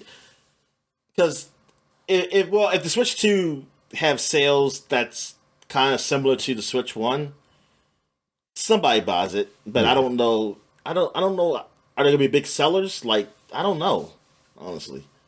Because, like, you look at, like, the precedent, right? You see Batman, the Armored Edition or whatever like that. And it's like, yeah, and then these companies always try and get kind of, like, the launch sales. Because it's like, Well, they don't. Ubisoft is famous for this, right? It's like, oh, they don't have any other games at launch, so they'll buy our game as long as we put something out there. But for a game like, let's say, a Red Dead Redemption 2, it feels like, that might be a lot of work to get that up and running for what could end up being some relatively meager sales. But I mean, I would not be surprised at all if Microsoft puts, a lot of effort into making games available on the system, whether it be, natively or somehow trying to convince Nintendo a partnership to allow them to do Game Pass streaming on there would be advantageous to them. I don't know. I hope that ends up being true. I hope they try, and I hope Nintendo is receptive to it. But we shall see, I guess. All right, Dominic. Yeah, so that was kind of it in the way of news that I saw this week. Obviously, we're still kind of ramping our way up. Tangentially related to video games, I guess it is related to video games. Lego has announced teased, I think, that they're doing a Game Boy Lego set. They haven't actually shown it off yet, so that's coming later this year. And also Bluey sets while we're talking about Legos. Okay. Don't. If you want to start a Lego podcast, go ahead. But no, don't go. Listen, keep it to video games and or Legos. No, I'm turning it into a Bluey podcast, Dominic. Let me tell you. Turn into a fucking GameSpot fucking website. That's all I fucking We've see. got to spread out, Dominic. We got to diversify. Video games aren't hitting anymore. We got to talk about sales. Let me tell you about how much this Tears of the Kingdom is right now. You can get it on sale for $5 off. Anyway. All right, Dominic. So, yeah, that was it. As we do kind of every year, we were going to do our year in review for 2024, go through some of the biggest news stories of each month.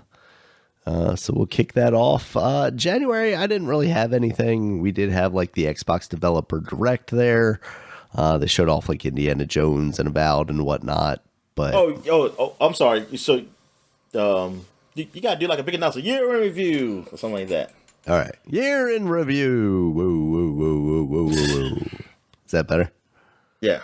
All right. So January, not really much going on. Just Developer Direct for Xbox. They showed off Indiana Jones, stuff like that. I think we had previously already had Indiana Jones announced, though, based on what I could find, because I thought maybe that would fit my January, but it did not.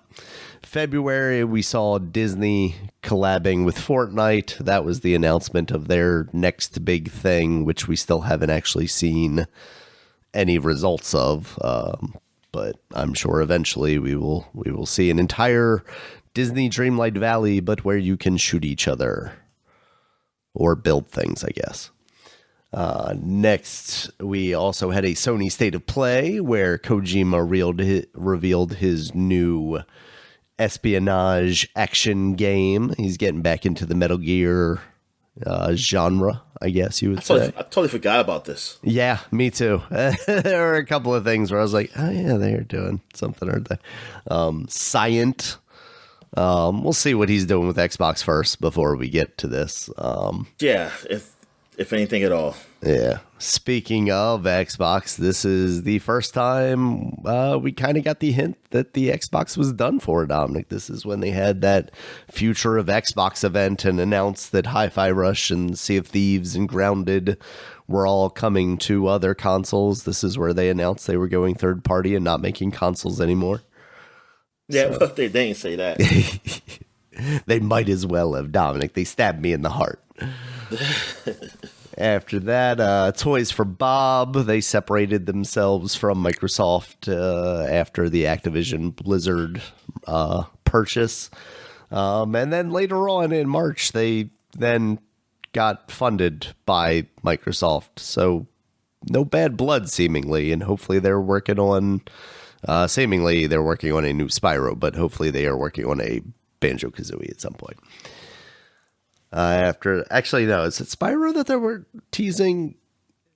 I think it was Spyro. because obviously they also make Crash Bandicoot games. Saber Interactive was able to free itself from the Embracer Group in February as well. And on Pokemon Day, we got Pokemon Pizza announced.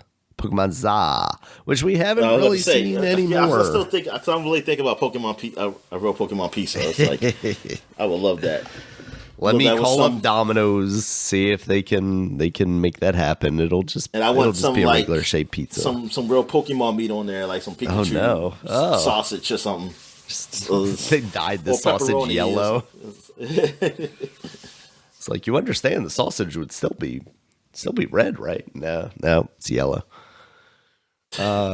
Moving into March, we had Warner Brothers Discovery shutting down Rooster Teeth and Adult Swim games. Now, this I felt was like big enough to mention. I did mean to mention at the top. I did not put all the layoffs and whatnot on this because I feel like we've said our piece about that over the years.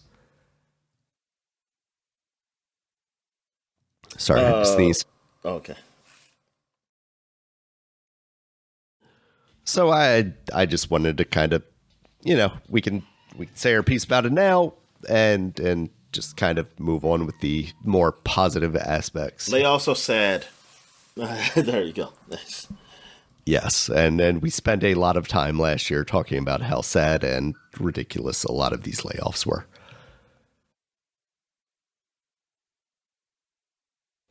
Sorry, I'm sneezing a lot. All right. Oh, okay. So I was going to say, I'm supposed to say something? No, I just keep muting myself every time I sneeze. All right. After that, some more negative news. Nintendo killed Yuzu and Citra, the Switch and DS emulators, respectively. This is the first sign that Nintendo was getting serious about, some of these guys letting you play Switch games on the PC. Yeah, but I don't know because I still going on some spaces. I still see some of these new Switch games still being done. Like, you can still steal them. So I don't know. I guess they stopped the site, but I guess somebody else just take over. Somewhere else. This time, Ryujinx, the other Switch emulator, still existed. Now, they eventually shut them down, as we'll talk about later in the year. We just had Yuzu. That's right. Yeah, but there are forks because these were open source things, or at least I think Ryujinx was. So there were forks. I know Yuzu was because somebody created one called Yusu or something like that. So these were open source things. So people have made like splits off of them and are doing their own thing. But I don't think the level of work and dedication to making this stuff happen is still working in the same way. There are also ways to play these games, if you're pirating the games on a modified, cracked Nintendo Switch. So it's not necessarily that. Hold on a second. All right.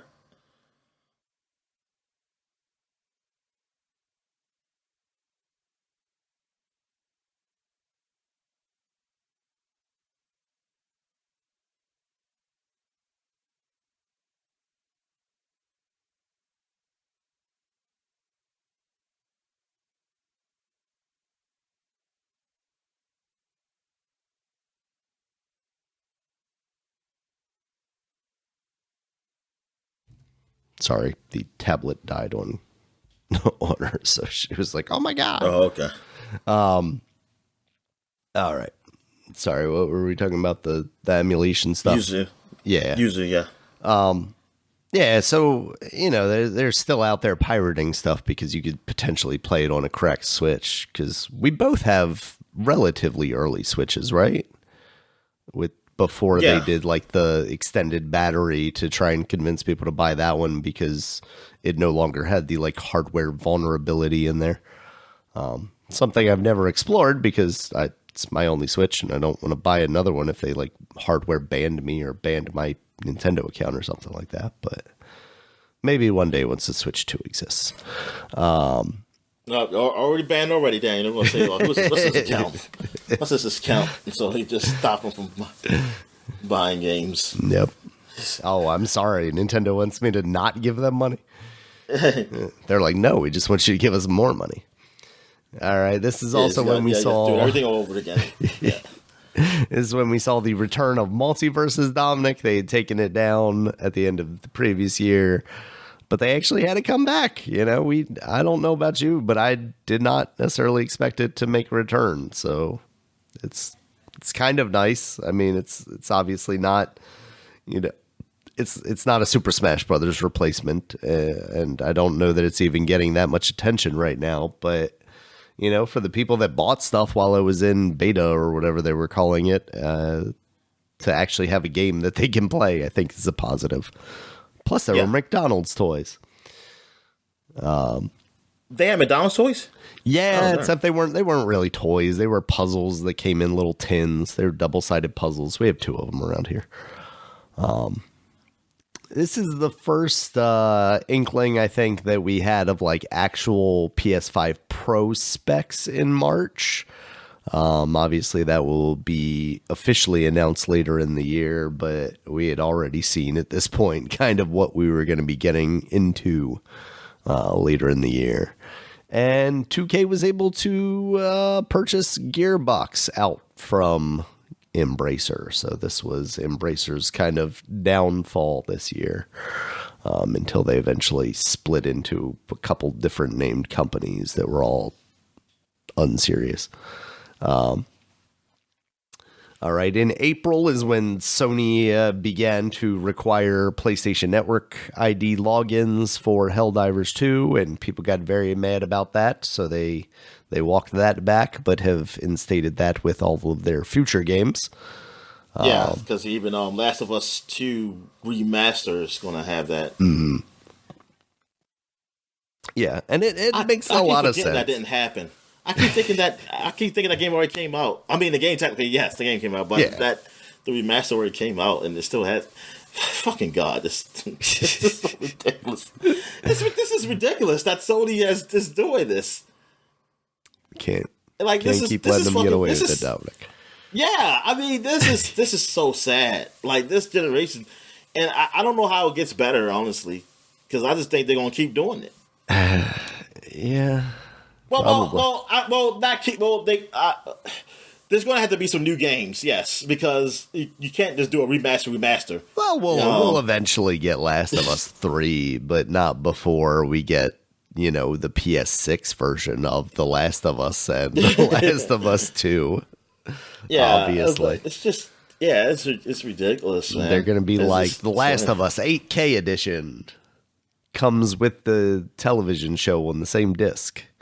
Oh, Dominic, that's what they're going to do. They're going to release a version where you play as Pedro Pascal and the girl from the TV show, instead of just like instating skins in the game as it exists. They're going to be like, here's The Last of Us, the movie, the game, just like the Street Fighter game. I'm giving them free ideas. If this happens, it's not my fault. They probably already thought of it. All right. In May, Dominic, Nintendo finally acknowledges that a Switch successor was coming on a business call. At that point, we had already thought the Nintendo Switch 2 was going to be coming out like 6 months ago. So, you know, it's rough. We've been waiting a very long time for this thing. Yeah, exactly. It's like, because if it's supposed to come out this year, it's like, I don't know, what's the holdout for like an announcement? Like I know you want to give it like, hey, we're gonna announce it at a time, but it's like whenever they do announce it, like, why wait till then? Like, what was holding them up? Yeah. I hope they give us the Dreamcast thing where they're like, hey, it's coming out tomorrow. Or not the Dreamcast thing. That was the what was that one? What did Sega do? Sega Saturn? Yeah, the Sega Saturn thing, where they're just like, hey, it's on store shelves tomorrow. So we'll be getting pictures from like Target back rooms of like, hey, look what we got in before Nintendo even announces the thing. And then they're like, here it is. And I'll be like, okay, I'm still going to buy it, I guess. Ironically enough, we were talking about Assassin's Creed Shadows. In May is when we also saw this game announced and shown off for the first time.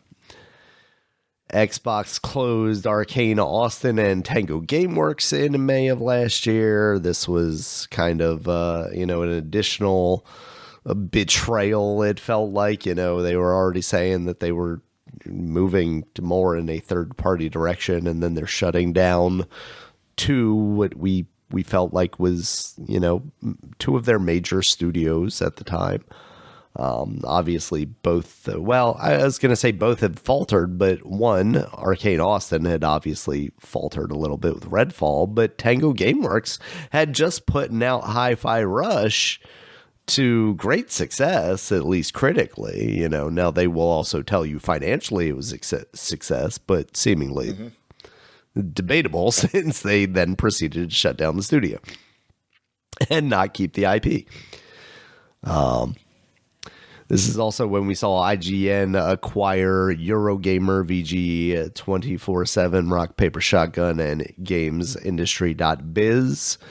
A very sad trend that we will continue to see later of consolidation and closing of video games media. We also first saw some footage of Valve's new game, Half-Life Deadlock, a first-person MOBA situation, which will later get officially announced in August. A game is still not out. You just have to get invited from a friend or something like that. It's weird. And we also had a state of play again from Sony. This time we saw Concord for the first time, and we'll shortly thereafter. That's crazy. So that was the first time we've seen Concord. It wasn't announced. I think it had previously been announced with maybe just a name. Just a name. Okay. Yeah, but I think this is when we saw that video of the green guy at the cafe and the woman, and then they fall off the thing, and very Guardians of the Galaxy-esque video. Yeah. In June, we had Summer Games Fest, of course, and it really makes a lot of sense now why Jeff Keighley didn't have a lot of stuff, because he just was like, I'm going to save it all for the Game of the Year award since it's our 10th anniversary. We also had the Xbox Showcase where we saw Doom Dark Age, Gears, of course, and some hardware, which wasn't particularly new, but it was the all-digital versions and some of the improved storage. But the Gears thing is that's the real big thing of that. They're not continuing the story. They're doing a prequel. Yep. Which is so weird. I mean, it's fine. It's fine. It's like for the people who didn't like 5, I guess, and especially for the ones that's on the internet who didn't like you having to play as a woman, or whatever. But a woman and the side guy was the black man. It's like what they gone woke on us. It's like, yes, they finally going back to their roots. Where you play as the man, a white man. Well, Dom is he's white. Fuck it. I'm saying it. Come at me. He has a good tan then. I'll say that. Okay. Like white people don't have tans. The Italians. I said he has a good tan. I didn't say he couldn't have a good tan. I just said he has a good tan. Yeah. He's Sicilian. I didn't realize that this whole time. Exactly. So Chuck, he could be Spanish. What the fuck? But yeah, so I just don't it's like I don't mind this a game where this happens, but it's like when you have a story that you're not finished yet, it kind of it's like can we finish the story here? Yeah, why can't this be something made by a different team to fill some time while you're making the next one that finishes the story, right? Yeah, it's like so we still when we're trying to get things shit answered. I was like, okay, we're finally gonna get shit answered. Here we go. Oh no, we're gonna go back to the E-Day when they first came. I was like, oh, you fucking serious? And then what? The next game's gonna go back even further. We're going to the Pendulum Wars. we're just killing humans now. with really archaic weapons, your your most iconic weapon from your first game is no longer relevant anymore. Oh no, they'll figure out a way. If canon be damned. It's going to be like you play as Marcus's father, the scientist who first developed this prototype chainsaw gun. Yeah, exactly. So in this squad, we were the only ones using it. We were the only ones using it. And people was, and then in the game they would say, "Oh, I've never seen that before." Exactly. Yeah. All right. Next up was the Ubisoft Forward. We saw Assassin's Creed Shadows, of course, and the Sands of Time remake is now coming in 2026. Now, mind you, it's 2025 now, so like it's not that far away. But this was 2024 when we were talking about this game coming out in 2026, a game that should have come out a year before that. Yeah, because we saw the game last year at the time. Yeah, and like I know there's been some disappointments and stuff like that, blah blah blah. But damn, like this is almost literally like, oh, we're just starting over again. Yep, burn it to the ground. Let's start over again. Start over. Like Jesus. Like that budget. I mean, the budget is just going to be high just because they had to start over again. I mean, because that's really what it is. So I'm curious what that is, what that looks like. Yeah. God damn. You were better off just putting that the same fucking we're just gonna put out the game we made it before, just HD it up a little bit more. Yeah, I'm shocked they didn't just do that. All right, Dominic. Let's see. Next up was the Nintendo Direct, and this one, like, this was E3 time, basically. Sony had done their state of play. Microsoft did their thing. Keighley did his thing. Ubisoft did their thing. And then Nintendo came in. They announced a new Mario and Luigi game, Brothership, which now is released and we know is maybe not spectacular. But they also had the announcements for Marvel vs. Capcom Fighting Collection, which was huge. Echoes of Wisdom, a new Zelda game in the isometric perspective where you play as Zelda. And we finally saw Metroid Prime 4 again for the first time in forever, basically. So I came out of this at least hyped. Like, this was my E3 style show of the time. Now looking back on it, maybe it's like, temper expectations a little more, but we'll see. Echoes of Wisdom was fine. Marvel vs. Capcom Collection is exactly what it needed to be. And hopefully Metroid Prime, when it eventually comes out, is good. All right, moving into July, Dominic, this is when we saw Game Pass restructure and raise prices. That was a disappointing time. They just made it more complicated than it needed to be, really. And then, to throw on top of that a price hike just feels like a real kick in the balls sometimes. Yeah. Yeah, that was pretty bad. Because it's like, man, y'all doing this price hike, but we didn't listen. The deal got done with Activision. Yeah, the deal got done with Activision. That at the least it could have been like, bam, all these open Activision the floodgates games coming through. Yeah, have like at least like 15 games or something. And that may sound like a lot, but it's really not a lot if you go back like the history. You could have done that. You could have done 20 and shit. It's like you didn't even do that. You didn't even do that. Diablo is to this day is still not even streamed. You can't stream it. That's like wild. And it's just like what the hell. I don't even know if the Crash Bandicoot even came back out on Game Pass yet. So it was it was pretty bad. Yeah, like you said, and then the new games, you didn't even have that so to even fall back on. Yeah. Everything was still potential. So yeah, this wasn't good. This wasn't a good look at all. Like to have this happen now. It wasn't a good look at all. And then with the whole thing about Xbox going third party, the rumors are still around. It still wasn't well, I don't know, when did they announce that Indiana Jones was coming to PlayStation? That haven't happened yet, did it? I don't think so. I think it was when they announced the release date. They also indicated at that time Yeah, that that's it right. was, Yeah. was coming. Yeah, that's so it has so this was while the rumors were still just going around, like, man, the Xbox, what games could possibly come to the other consoles? Yeah, it was just pretty much like as far as the public just looking at Xbox, it was like a shit show. It was like, what the hell is going on here? It's like you just had your showcase last week showing all these cool games you possibly have, and now you know the announcement, and still nothing really released yet. Yeah. Yep. All right, Dominic. Kind of in a similar fashion, we also saw. Actually, no, that came later.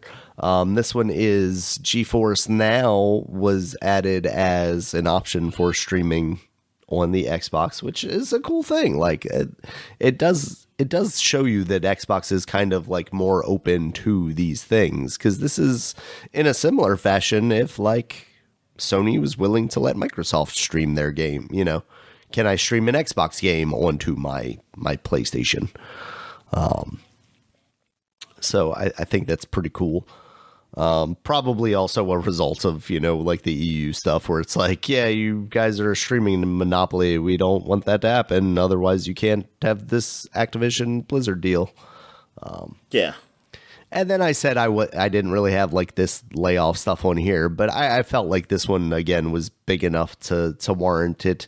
Sony kind of just gutting Bungie, you know, following the last DLC for Destiny. Just a company as big as Bungie, just basically just falling apart at the seams, seemingly, after leaving Microsoft and then Activision they were working with, and then joining Sony, and then just falling absolutely on their face. It's so disappointing to see, really. It really is. It really is, and it's like, okay, I'm curious what the future of Bungie is going to be going forward. I mean, because Destiny, like, they supposed to still be working on, what's it called? What's the next game they supposed to be working on? Oh, the remake or is it a remake or is it? I don't know that it's a remake. Sequel? It's probably in a reimagining. I would say marathon. Yeah. So, I'm curious what that comes out. I hope that comes out well. And then after that, yeah, honestly, I feel like after that game comes out, more layoffs. That's what I feel like. I feel like. Oh, I mean, if it doesn't hit, absolutely. I mean, there's no. I don't think it matters. Like, I don't think it matters if it does hit. Well, I would say I don't think it matters either, but I just don't think there's a chance that thing actually hits. So. Oh, you don't think? Yeah, you don't think it will turn out well? I don't think Marathon's going to be successful. I hope they've got something else in their back pocket that they've been holding on to, that they can be like, you know, this is for people that want live service games, and this is for, you know, everyone else, for normal human beings. Is it normal? All right, Dominic. Now we're getting into August. Now we're getting into some more bad news, unfortunately. This is when... just death of a legacy, Dominic. This is when GameStop shuts down Game Informer, just unceremoniously, too. Just wipes the website from the face of the earth. Any history that existed for that company is just gone in the blink of an eye. Yeah, it was so sad. I mean, we spoke on this. But I spoke on it, especially from point of view of my history with Game Informer, which is it's a very long history since it even started. Since it started, I had the first magazine, and but I mean, of course, lately when I got older, I stopped getting it, those mags. But I still went to the website. I still used the website. There was like, as far as the website's gotten, since the game website's gotten like very popular and a whole lot of ads and shit.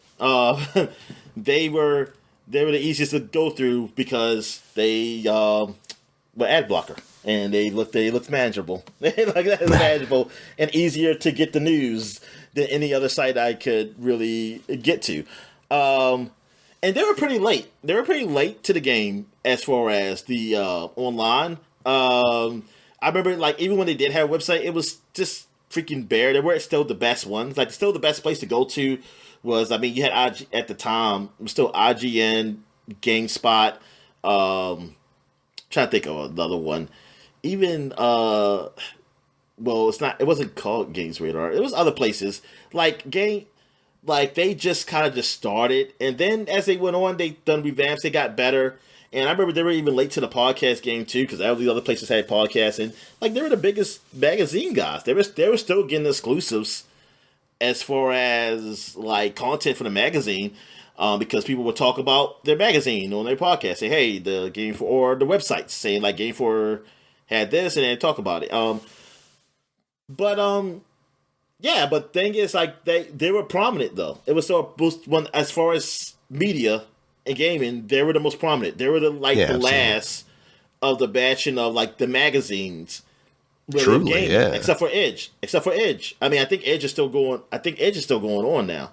Yeah, but that's a British thing, right? Yeah. I mean, it is, but it now. I mean, shit. I mean, now you can say as far as overall gaming, what's the American version of that? I don't know. PC Gamer, I guess. I'm just assuming they have a magazine. I mean, I know they have a website.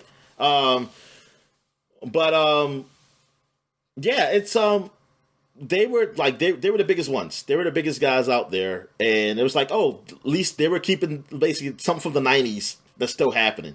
Yeah.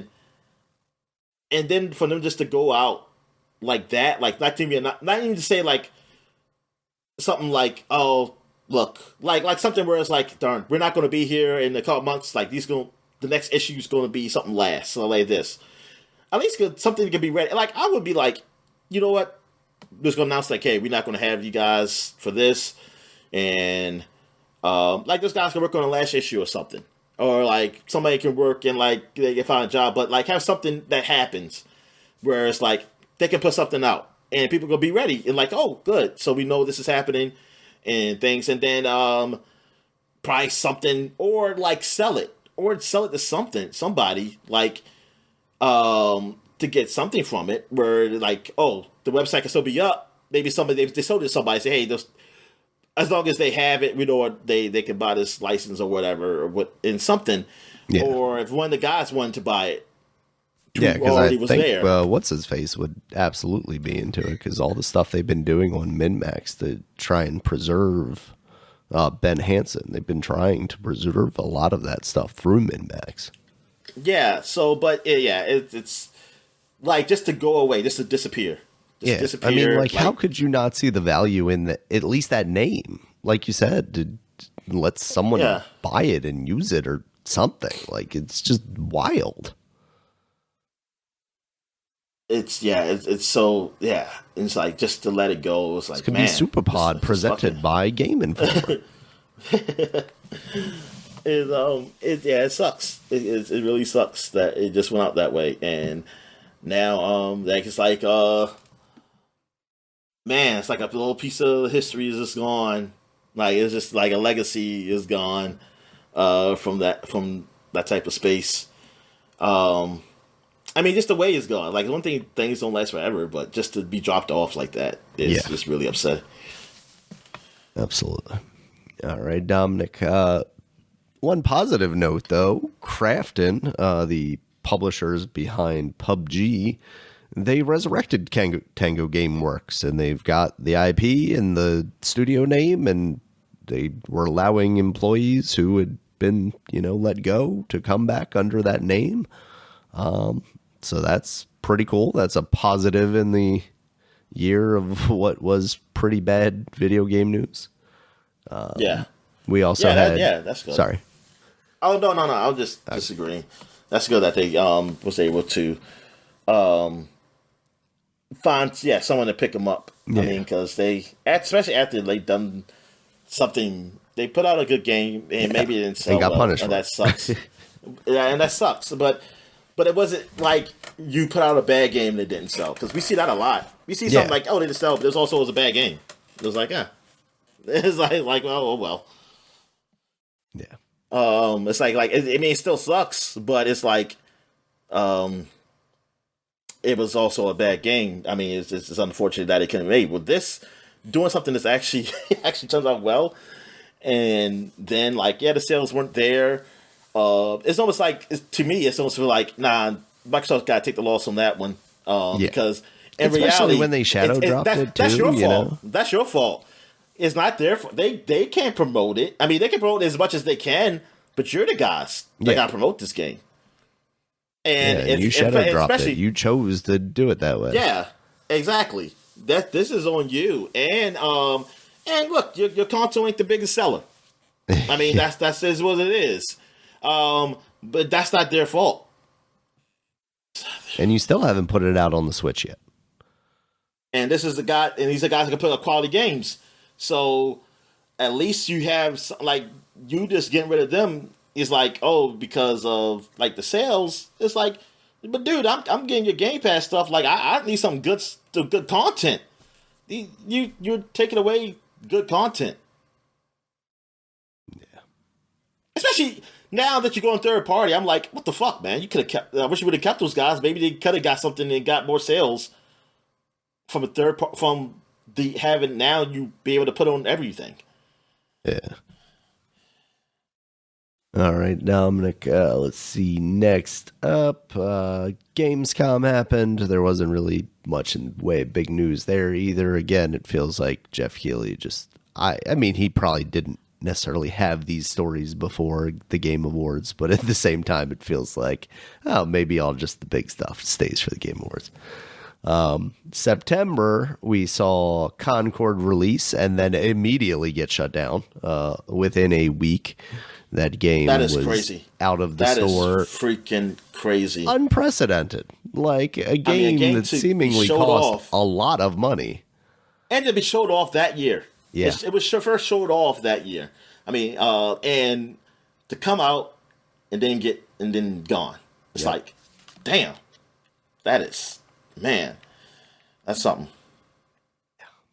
All right. This is also when we saw the official announcement of the PlayStation 5 Pro that it would be $700. You know, one of the things I forgot about, Dominic, I forgot that thing cost $700.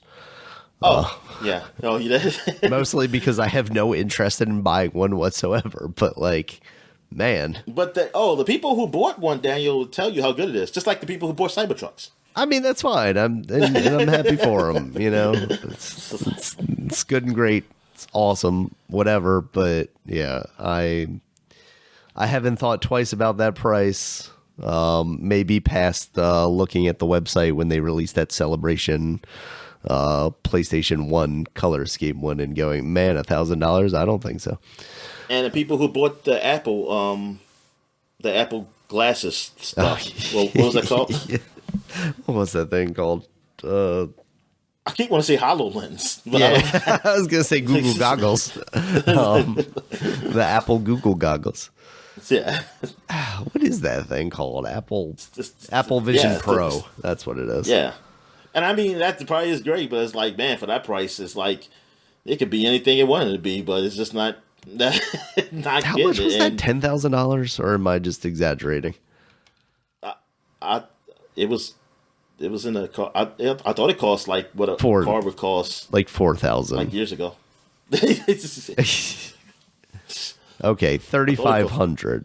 Okay, because I was like, $1,000 sounds almost kind of too cheap for that. Not that. That's what to say. Yeah, that does sound too cheap.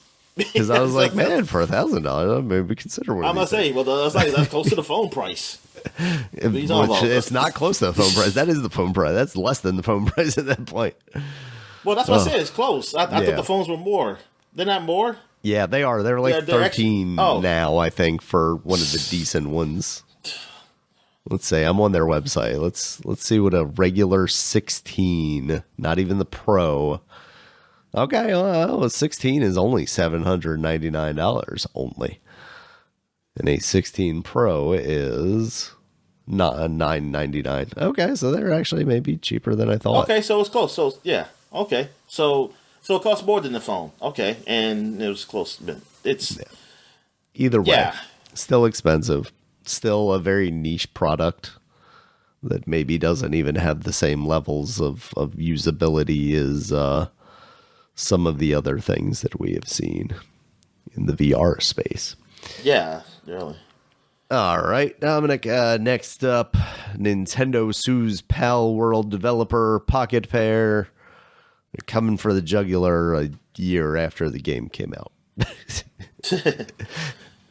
Yeah, really. It's that whole thing is weird with Power. It's just because it seems like they're only going after them because of the short popularity.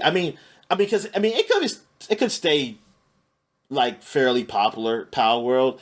It's just that it hasn't been out long enough for me to say like, oh, this is like super popular or something like that. Because there's been other games that have done things similar to Pokemon, and I have not heard nothing like a serious like some type of lawsuit against it. And for Power World, like I Digimon's said, right there, Dominic.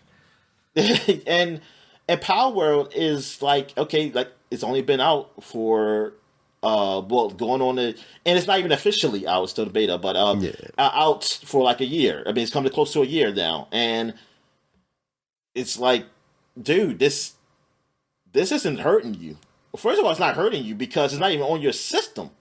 Yeah. And like so they're on systems that people don't have. It is not like, oh, people aren't buying your game. You didn't have a game come out yet. Yeah. Your game already came out. And it was a very litigious year for Nintendo. They were suing everybody. It's like what the hell?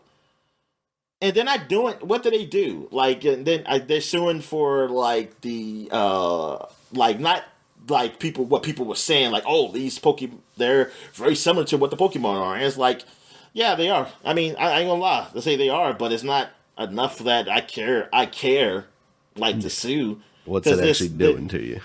Yeah, and you putting out a poor Pokemon product is going to do more damage to you than they're going to do.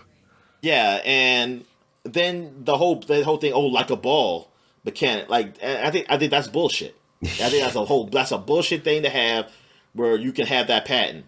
I think that's a fucking bullshit ass thing, and but either way, all I say is that just change it to like somebody said, a square or a triangle, or whatever. What the fuck? I catch my Pokemon-esque creatures in cubes. Or be like, it's still like somewhat ballish. It's just like a octa whatever thing where it's the polygonal ball. Yeah. It just just throw it in out. It's like, what the fuck? This is a faceted sphere. Yeah. It's like, I make it like it's an oval, like it's a football or something like that. What the hell? It's like Arnold's head. So it's like so dumb, really, with that whole thing, because it's like Pokemon is still going to probably be the most popular thing. It's not most likely. Yeah, it's most likely it's going to still be more popular, but it's just. I'm sorry, like, I mean, I'm all for this game because I'm pissed off at what y'all done with y'all game. Y'all should be, Pokemon should be far beyond what it is. Like, it'd be so much better. And you can afford it. It's like, you're purposefully being cheap to unnecessary levels here. Like, it should be full voice acting. It should be, like, the game should never ever run like shit on the Switch. Like, yes, as graphically, you're not going to look as good as probably the best games can possibly look on these other consoles and a PC. Fine. But whatever you make should still look good and run well. Yeah. And really, it should be a lot. Yeah. The goddamn Pokemon should say their fucking names. Like, it should not be saying, that doesn't even make any fucking sense. That you're nostalgia, using Dominic. That MIDI fucking shit. Like language shit, man. Like, what the hell is that? It's like, what the fuck? Like, when I finally played it on the Switch, I was confused. It's like, why the fuck is it making this noise? What? This doesn't make any sense. I'm like, yeah, man. I was like, dude, yeah, this game don't make any sense. It don't make no lick of sense like that. You are so freaking behind the times with your game. And the whole thing of like, well, they don't have to. Well, a lot of games don't have to do a lot of things, but they do. They do. I mean, a lot of games don't have to do like some games like Resident Evil and Grand Theft Auto don't have to go so freaking deep on their graphics as like having like this sway of grass and like Red Dead does something. They could have gone cheap with that because nobody would have even noticed it. But they did it like because they could. I mean, because it's brings some quality to it. Like there's a lot of things people cut out too. And there's a lot of people cut out too though because they didn't have to do, and that's fine. But it's like, yo, you have the money. You have the money to do something to be great, like to be a really good game, and you just choose not to for whatever reason. Could have been a and then contender. You want to sue these guys for actually doing something different and making something that people have been asking for. Yeah, the guns thing ain't even a thing. It's just like they let these guys are doing things that people have been asking for in your games. Cut out, leave the gun part out. And they're not even done. With their game. Because I'm hoping it gets better. Like, they have some really great story and shit to it. Which y'all could have. But y'all didn't. Y'all going slowly. Yeah, you're at the point where I thought y'all would be on probably even N64 to early GameCube levels. Like, y'all at the point, that's where I thought this game would be at. Yeah. Already. Because Grand Theft Auto came out on the PlayStation 2, people. You'll remember. So, I thought they were gonna be like that on the GameCube. At least I thought the N64 was at least gonna be Final Fantasy, 7 kind of shit. At least, like, oh, I can go around towns and stuff in 3D. I thought it was gonna at least be that. But they didn't even get to that. They didn't even get to that to like almost here. Like it's a little before, like on the handheld was kind of half that. All right, so what else we got, man? All right, next up, we got Simpsons Tapped Out comes to an end. Even the video game people knew when to end. They probably just weren't making as much money as they wanted to. But the show continues, the game goes away. Yeah, I have nothing to say on that. Okay. No, it didn't drag you on for 10 years, Dominic? No, because that just showed. Since it tapped out, I will say this: it did show. It showed like because it was Simpsons. Of course, I like the Simpsons, so I downloaded the game. I tried it, and then that's when I realized I don't like phone games, and I never try phone games. And it actually did something that hurt phone games for me because maybe there are some phone games that actually are pretty damn good, and I would have got it, but that game made me wary of anything on the phone. And I just never did touch a phone game like that. Like, unless it was a puzzle game. And really, the only puzzle game I played was Candy Crush. Yeah. So, and that ruined it too, because I got to a point in Candy Crush where it told me... Shockingly, Candy Crush didn't ruin that for you? No, I mean, it got me, it took a while. Because I was having fun. I wouldn't say I was having fun with the Simpsons game, honestly. I don't think I ever got to the point to have the fun. Yeah. Time to monetization very low. Yeah. Like Candy Crush and Angry Birds are probably the best I had with the kind of modernish phone games like Android, Apple games. I mean, before that it was Snake. it was Snake and something like along those lines. All right, Dominic. After that, we had the MetaQuest 3S announced for $300. So I think it was the previous year where we had seen the Quest actually go up in price. So this was Facebook's attempt to bring the pricing of the Quest down to maybe get more people involved because they were seeing... VR plateau, really. I think they'd basically reached saturation. It really did. I mean, COVID helped people to get more into VR, but also I think it showed people what else is there? Yeah. The limitations. What else does it do? because I mean there's I mean the limitations have only been brought on by the people who make the games because there's more you can do. Oh yeah, It's just that you can't.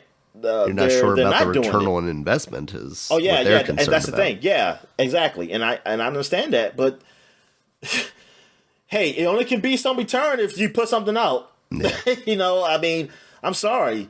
I mean, that's the whole thing of like risking is it's always a risking business, but you got to make the risk. Yeah. Like, there's no like. I mean, I just like people. I mean, all people want to be safe, but that's not business. Then it's at that point, especially in entertainment. Entertainment is it's all risk. I mean, you got to risk it. Like you can't play it like safe. Like especially with this. This is something that's new. Oh yeah. It's gotta be a risk. And like it is like you gotta go further. You can't like this is it. Like this it gets stale. It's getting stale. And I mean, we I did still at least see this year, Batman, which is maybe not necessarily doing something new, but at least is putting a level of production value Yes. into a VR game that we haven't seen in a while. Yeah, it has. And I mean the risk has gotta come from companies that can lose the money. Can afford I mean, it. Yeah. yeah, can afford it, yeah. I mean I get that. Or I mean, look, there's people in business who have like say, hey, you hear the stories, say, hey, we risk it. If I would have done it, I would have been locked out. I mean, say I would have been in debt or something, blah blah blah. And yeah, I mean that's the thing, but it's always usually the passion of it that really gets people going. Yeah. I mean, I would hate for somebody that to happen, but that's what I have to hope for is that or they, like I said, the companies will invest to say like, look, put something out there. If it works, it works. If it don't, it don't. At least we know we tried. I mean, because look, it could be a good big payout. Because look, the potential of a payout is big. Like if it works out, like this is a great game and people are buying it. Like darn, we did it, bam, Yeah. and like now we're people are looking at us and then we're getting the money. Or if it fails, like well, it's another thing that failed. I mean, it happens, but it's got to be. I mean, I don't know how you get into the space and not take risks. That's the thing. It's like I don't know. It's like that comes with it. I mean, that's all it is. Like especially with new technology, that's what it is. It is. But yeah, I'm just waiting for it. Like I'm waiting for to see what it is. What's the next big game? Yep. For VR. What's the next who's big gonna thing? step up and do that? Yeah. Yeah. All right, Dominic. This is the first time we saw Assassin's Creed Shadows delayed. Also, out of that year, we also got a state of play from Sony, another one, and this time they actually brought some heat with Ghost of Yotei. Oh yeah, yeah.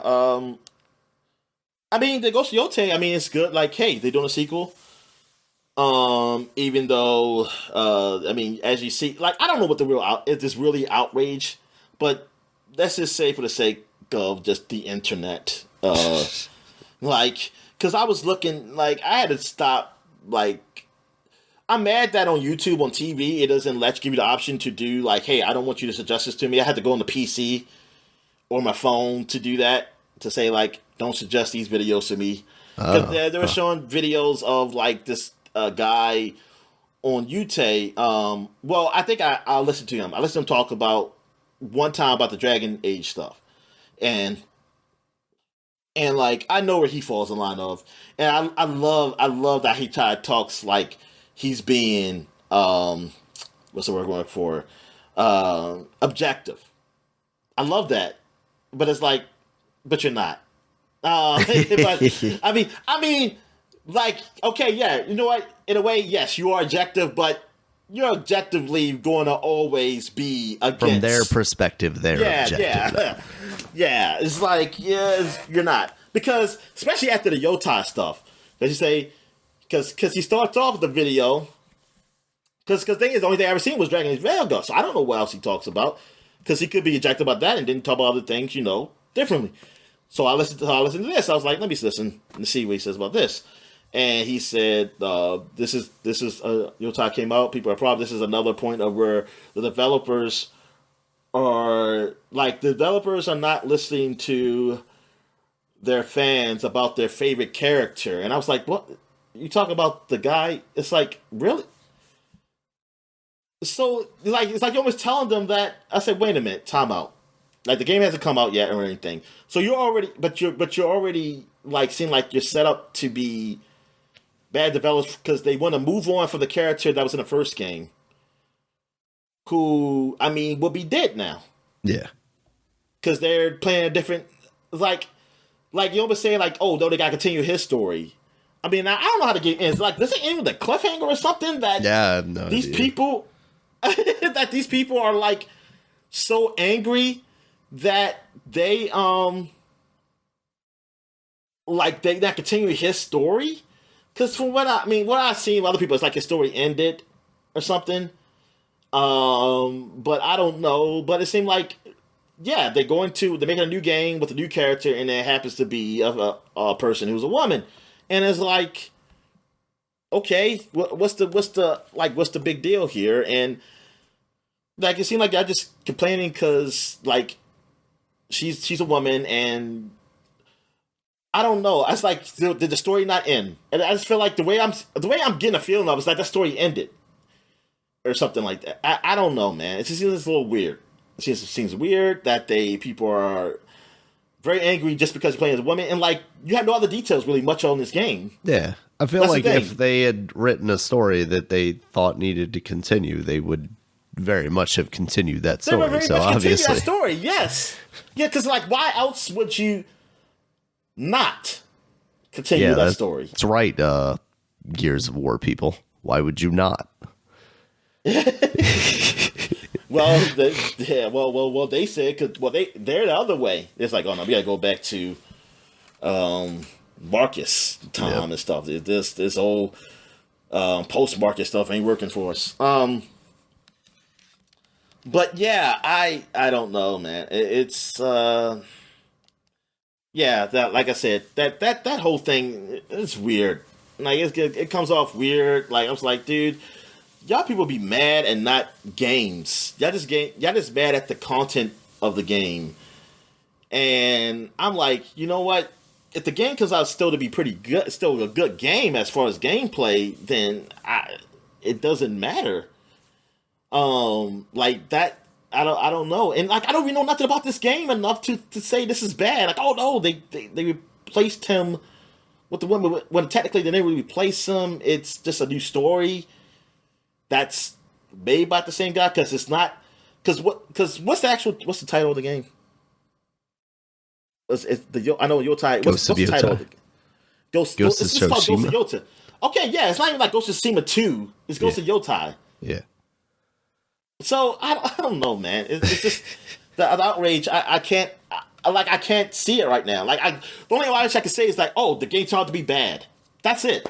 And then it wouldn't even matter if you replaced it with him for some reason, because it's bad. But it's like, I don't know. It's like now if it was like a situation like I said with the freaking Gears of War, it's like, oh, they ain't finished the story. But I didn't hear people say that. That's the complaint. I didn't hear that complaint about people saying they didn't finish the story. So I don't. It's just fake outrage, basically. It's like outrage over shit, whatever. Like that. It's like you're trying to find it. Like, I'm trying to find a reason without saying that you're just mad because it's a woman. I'm really trying to find a reason, but I can't. You're not giving me anything. You're not giving me anything. That's why. Yeah, you're not giving me anything to look to find another reason that's not that. Yeah. All right. So what else we got? All right, Dominic. Now we move into October. This is when Nintendo shuts down Ryujinx, the other Switch emulator. We also had an Xbox partner preview. This is where we saw the Remedy games. We saw the DLC for Alan Wake 2 kick it off. And then we saw FBC Firebreak that takes place in the Remedyverse. Control and Alan Wake. And this is the almost like Left 4 Dead-esque shooter. It is multiplayer. Okay. We also had them announce that Halo was switching to Unreal Engine, and we had Nintendo announce the Alarmo and the online playtest, which is still to this day sort of a secret, even though we all know what it was. I don't know how much footage of it is out there, but I've definitely I don't know seen what it was. stuff. It's basically like an MMO, but sort of Minecraft, because you could build stuff and you were like these weird little chibi looking guys. Oh, okay. It seemed very odd and Nintendo. Yeah. So then we move into November. That is when we saw Take-Two sell their indie division, indie publishing label, Private Division, which we had heard rumors of them kind of gutting leading up to that. They seemingly have no interest in that. Kojima Productions also obtained the rights to Death Stranding and dropped it on the Xbox as a surprise. That was pretty cool. We saw Nintendo confirm that backwards compatibility would be included in the Switch successor. Still, just those are basically the only two things we heard officially from Nintendo about this thing in the past year. Something we thought at one point might have actually have come out in 2023. Yeah.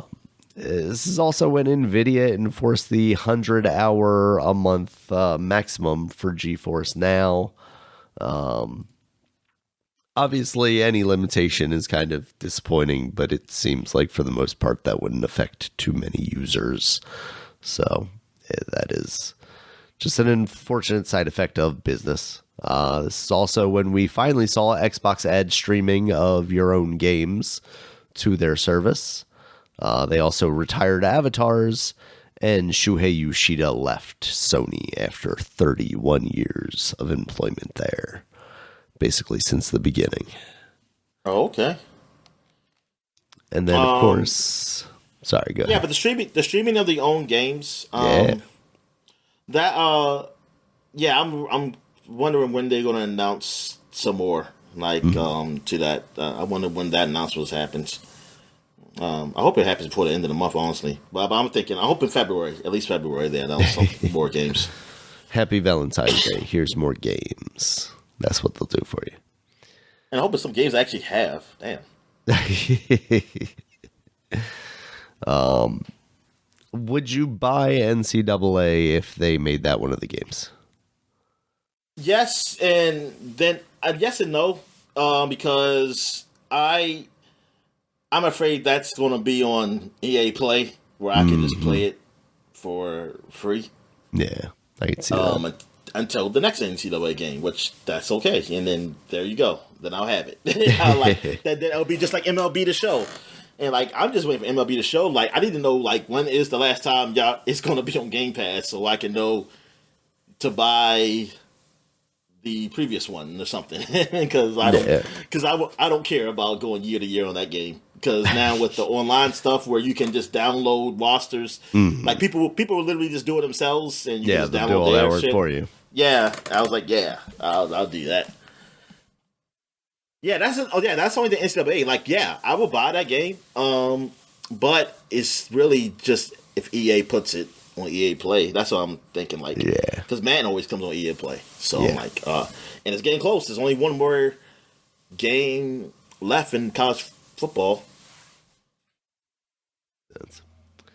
All right, Dominic. Then in December, we had the Game Awards. And as I previously mentioned, this is when we had some big announcements from Keighley, including Elden Ring, Night Rain, Onimusha, an Okami sequel, and Intergalactic: The Heretic Project, a new Insomniac, a new Naughty Dog game. What's that? Intergalactic. That's another controversial game, which nobody knows anything about, but it's a woman with a sword, and apparently she's not very attractive. And they just can't have that. Can't have that. You gotta have hair. A woman cannot be bald. She needs to have hair. Maybe shaved. Baby shaved. But don't make it all colorful, unless it's like anime. If it's anime woman with color hair, that's okay. But if it's like If it's anime, like, all rules are thrown out the window. yeah. But if it's like freaking, it look more like westernized or human, like woman, nah, that's liberal stuff. You people with blue hair and stuff. You can't have that shit. Like maybe you can have highlights. You can have highlights, but but it better be highlights of like black and maybe like a little like blondish or like reddish maybe or something. pink. But yeah, maybe pink. Pink is going. Yeah, but when you get like all pinks, get the fuck out of here. It's like nah. Then also they gotta have their breasts. It's gotta be like maybe double C, maybe triple C. No. Maybe triple C. Bigger. No, I'm saying it's gotta be triple C or up, man. It's gotta be something. It's gotta be with bounce. It gotta have some bounce. It gotta have some bounce. Like we can't have these people with and no sports bras. No sports bras here. Gravity must have an effect. Yeah, exactly. It's gotta be bounce, loosey, either no bra or very loose. Or that's all you're wearing. All you're wearing is the bra. Indeed. And they gotta be they gotta have some shape to them. You know what? The curves gotta be there. It's gotta be like slenderish. You know. They can't be like not too voluptuous. Like to the point where it's like close to being. Is she overweight? It's just like if you're trying to make it like, oh no, they try to make her like somewhat like she's fat or something, and trying to say, hey, fat people can move around too or some shit like that. Now you can't have that either. I feel like this is starting to sound like a wish list for a future partner. But no, that's the wish list they all ask for, because they always say like this is stuff when this is a character that's similar to that, they say no, this is that looks bad. And she can't have no dirt on her or nothing. But it's gotta be like a sexy type of dirty. A glistening sweat, if you will. Yeah, it can't be like how they had in that Fable trailer, kind of dirty. Yeah, nah, obviously. Can't be that. And you gotta wear makeup. Makeup will have to be there regardless if they sleep. Even if they get in the shower and come out, it is still on and they still look good. Tattooed, natural looking makeup. Got it. Exactly. All right, Dominic. So that was the year of 2024. Obviously, as mentioned, there's a lot of layoffs, a lot of real bad stuff going on in the industry that can't be ignored. But we tried to ignore it. So what do you think, Dominic? Looking into the future, well, I guess we need to look one last time into the past. Yeah. To look at our predictions from the previous year. So let's see. We'll go down the list of yours first. First up, this was kind of one that you had carried over from the previous year. As we were going through the previous years, you were like, add that one to the list. Capcom Heavy Hitter release. We did not necessarily see a heavy hitter release this year, but we saw them announce some pretty big things. I mean, Onimusha alone is kind of a wild return. Yeah, Monster Hunter is going to be coming out later. Yep. Yeah, we'll be seeing that in February. When is it coming out? Is it coming out this month or next month? I think February. Okay. So yeah, they had announcements, but yeah, they didn't really have an actual release. Dragon I'm trying to think. Dogma, right? Oh yeah, Dragon Dogma did release. Yeah. But it didn't turn out as big as I thought it would be. Nah. Like it's like, yeah, I thought it was gonna be like one of those games that's gonna be on people's Game of the Year list. Exactly. Yeah. The fact that it really did not show up a lot there was surprising to me. Went as quickly as it came. Next up, Dominic, NCAA college football would be shown off at the championship game, which was basically like the week of recording that podcast. There ended up actually not being anything at that game, but they did shortly thereafter announce that it would be released on July 19th. Yeah, they heard the podcast. Yeah, they were like, let's delay this. They did the Nintendo thing that they've been doing with the Switch too. They were like, oh, we're gonna push this back to spite everybody. All right. Next up, you said that March would be when we would see the first launch of Blizzard games on Game Pass. And then they would be releasing them piecemeal. You expected to see like older games like Worldcraft and StarCraft. And March actually was the first time that we saw a Game Pass game. It ended up being Diablo 4. And only fucking one until when it like the crash. Next one yeah, and like I mean, sometime in the fall or something. It feels like. Man. God damn. Yeah. So that's Gears being shown in 2025. They come out piecemeal, man. They came out freaking holidays, man. Basically, like the next seasonal, almost seasonal.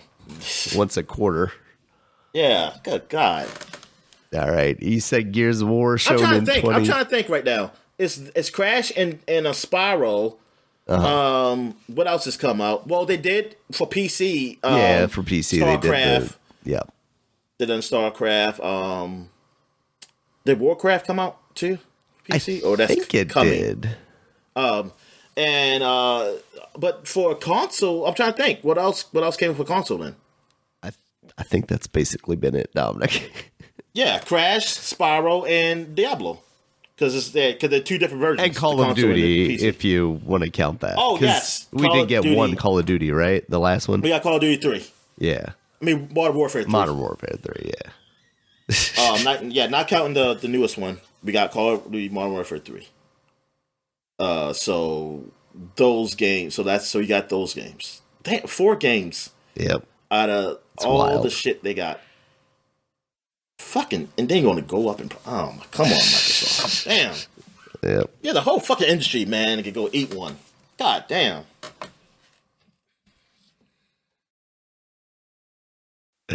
All right, Dominic. Let's see. Next up, Gears. You had said that was going to be shown and released in 2025. That was shown. We'll see if that is going to release this year or not. Did they give a date on that at all? They didn't, right? I don't think they did. Yeah. I had also had that on my list. So I was right. So it was a Gears. It just wasn't the sequel. Nope. I didn't expect that. You had anticipated PS5 streaming would get more competitive, come to the PC. That unfortunately is not really it did not happen. Case. Well, it did. It did come to the Portal. Yeah. Yeah. It just not, I don't know if we consider that competitive, but okay. It's something. All right. We also had Switch 2 showcase on February 14th, released by, or showcase between February 14th and March 31st, and then a launch between May and December. I gave it a wide berth, and I still did. And they still failed us all. And you also had gameplay trailer for Perfect Dark, but won't release, and that was exactly right. They did show off that game. Yeah. I think this was you kind of grasping at straws at the end. Wind Waker Super HD, as you called it, will come out in 2024. That did not happen, unfortunately. We instead saw a completely new Zelda game, which was kind of cool, but also give us that Wind Waker HD, please. Yeah. Xbox-owned games would come to cloud streaming, and they did, finally, a limited number. And I think even in your verbiage, you kind of indicated that you would expect it to be a limited number. So you got that one right on the head. And Wolf Among Us would release between May and July. Maybe May and July of 2026, Dominic. That's the way that's looking right now. You gotta see my prediction, because I forgot I even predicted that last year. But prediction for this one, I'm very it's either hit or miss with this game. Yeah, when I get to predictions, I'll get to it. But yeah, because I didn't even think about me doing a prediction for last year for that game. But yeah, darn it. I mean, the game was when it was announced, it said 2023. Jeez. Like, I looked at the trailer. It said 2023. Yeah. And now we're at 2025. Yeah, I'm not even sure. Like, they really, like somebody says, like, them like it's one thing like people keep saying like yeah they're just working on the game. Well, if they're working on the game, that means there's something they can show. Right. Because if you're working for this amount of time, like just let me know that you're doing something. Like just show a fucking screenshot. Fucking at least know like oh it's still there. They're still happening. I don't know. All right, Dominic, and mine were a PS5 Pro would come out in the holiday of 2024, along with Ghosts of Tsushima 2.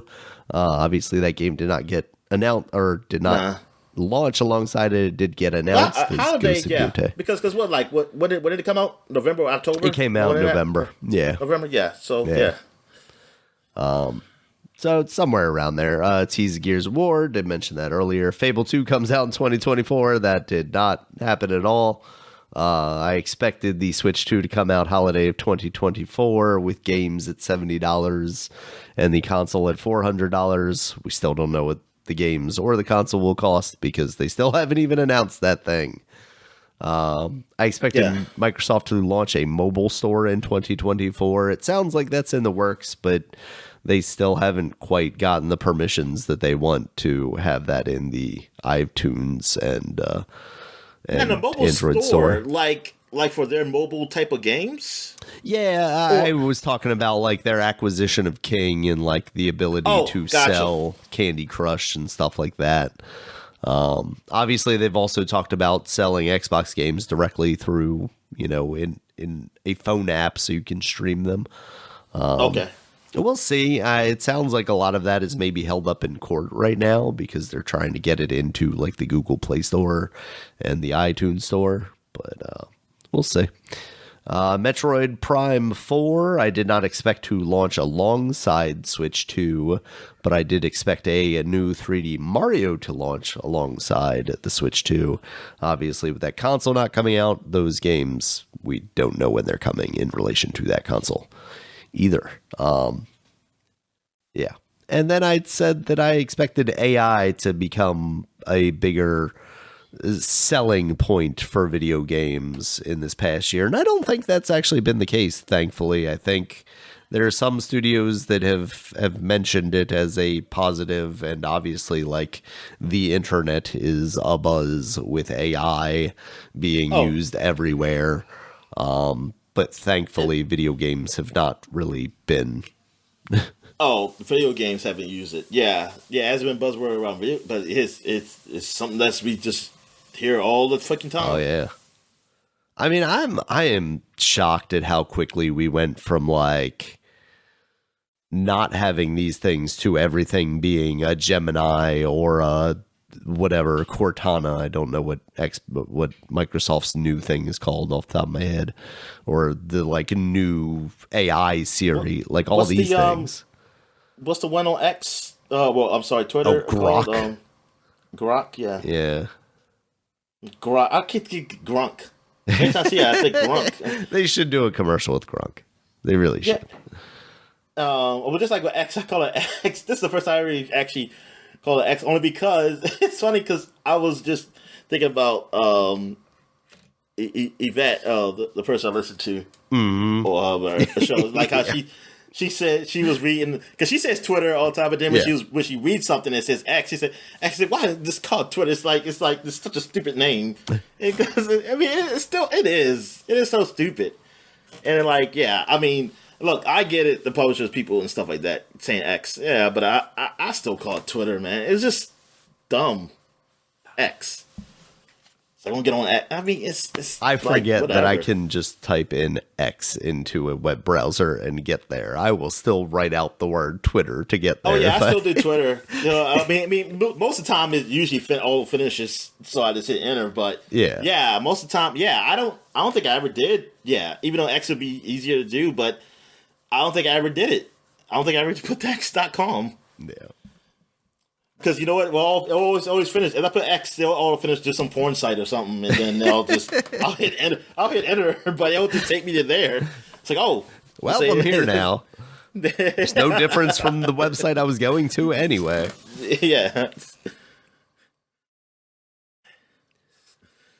All right, Dominic.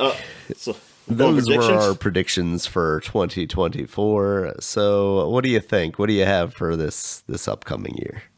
So for this year, my prediction, I say there will be a new Major League Baseball game announced this year. It probably won't be like a simulation, but by some company, maybe it'll be some type of arcade or something. Backyard Baseball 2025. With Major League Baseball license with it. That's not the show. That's what I say. Are we going back and forth? Or we just want to go through my list? How many do you have? Oh, 1, 2, 3, 4, 5, 6, 7, 8. I think it's just 8. All right, I got 8 too, so we can go back and forth. My first one here is that a new 3D Mario game will not launch alongside Nintendo Switch 2, but it will be out by the holiday, presuming that the Nintendo Switch 2 does in fact launch near the beginning of this year or mid this year. Kind of the reverse of what I said last year. I think it's more likely that the Metroid Prime 4 will launch alongside that console, and then Mario will not launch alongside that console. All right, what else do you got? Oh, well, I have the opposite of that one. I have Switch 2 launch with the new Mario game. All right. That's what I said. Well, one of us will be proven right or wrong, or both of us will be when they delay that thing into 2025. Did you say 26. New 3D Mario or just Mario Parody? A new 3D Mario is what I said. Oh, see, I didn't say, I'm not saying 3D. I'm just saying it will launch with a new Mario game. Does that count as Mario Kart? No, I don't count Mario Kart. Mario Kart is just Mario kind of characters. Okay. Yeah, I mean, it's like, I would say just Nintendo, but it's just really Mario. I mean, they finally put Link in there, like in that DLC, but Is the Mario Kart branding too good for them to just start calling it Smash Kart at some point and putting all of the Nintendo characters in it? Probably so. But they got such a stick up their ass that they will still call it Mario Kart regardless. Even though they should just put all fucking characters in there. Yeah. From Nintendo. Like Kirby should be there, because who the fuck's nobody's gonna buy Air Riders again. We won't be fooled again. Yeah, and like just put Kirby and then what other character, the Pikmin character or something. Just put all those fuckers in there. All right, Dominic. Let's see. Next up, Xbox continues to try and get their games on Sony and Nintendo consoles. I think they'll take a more serious approach. I mean, I don't know that they weren't being serious about it, but I think they will make more efforts to put things on the Nintendo console once the Switch 2 is out. I think we'll finally see Hi-Fi Rush. I think we may potentially see a Halo Master Collection on a Nintendo Switch by the end of this year, if that console does come out again. Say that again? You saying say that again? Because I'm looking at mines and sure. What did you say your prediction was? So basically, I'm predicting that Xbox will increase their efforts to put out more games on the other consoles, specifically even so Nintendo consoles. As we see a Nintendo console that is powerful enough to, like, I honestly wouldn't be surprised if possible. Well, maybe it's not possible, because the PC stuff with Indiana Jones seems like it's been kind of a roller coaster. So I don't know that even with the like upscaling AI technology that Nintendo would be using on this console, if they would be able to pull that off in any way, shape, or form. Because I was thinking maybe they would even go to the effort of trying to get like Indiana Jones on there. All right, Dominic, what's your next one? All right, my next one is Final Fantasy VII Remake will come to the Xbox this year. It's got to at some point. Yeah, I'm not is saying it just the first game though, or do they get both? I'm just saying if they get both, it's because one of them came out like maybe like months before the other one, so it has to be time. So if the remake comes out in like September, the next one ain't gonna come out till next year. So it would have to be at least probably like 4 months in between, maybe. And at minimum, I think. I feel like But, that first game you got to get on Game Pass too, right? Yeah, I think so too. 'Cause That if they way just you bring can it out get and those saying you gotta players buy it- in and then maybe sell them that second game. Yeah, but if they, well, I know I'm not buying it. Well, I already beat it. I mean, really, it's integrated, and I can play integrate through that PlayStation Yeah. Plus thing. So, because I'm not, I might play it again on Xbox, but then again, I'll just play it on PC. Well, only because I get the achievements and get the points for playing the game, through Xbox. Right. Those points for like getting games and shit. But yeah, if that's the case, I'll just play it on PC then. If it could, I think I can run the first game. I'm not sure about if the second game comes out. I'm not sure about that one. Yeah. All right. I expect Gears to. Now, as I say it, I'm not totally convinced. Let's walk this back. I expect to see a release date for Gears of War by the end of this year, and I expect it to launch within 3 months of that release date on the PS5 as well. Oh, okay. I ain't got nothing similar to a Gears, so I'm just gonna go here. I'm saying Power World is gonna be on the Switch too. Oh, it's gotta be. Although I say it's gotta be, but they gotta go through approvals through Nintendo, so I don't know. That's gonna be interesting to see. It's gonna be a launch title for that. Yeah. I think, and All depends when the Pokemon comes out. yeah. Oh, that's very true because we don't know when Pokemon Za comes out. So, Pokemon Day is soon though, Dominic. So we may have those answers.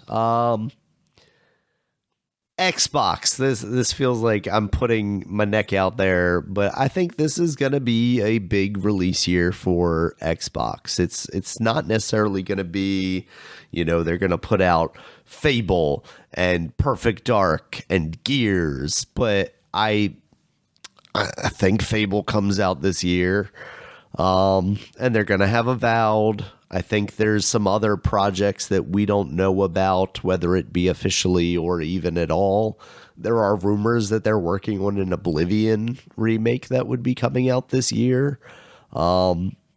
I think despite the fact that they're still not going to be selling consoles very well this year, I think they're going to have a successful video game year. People are going to come out of this year positive on what Xbox released.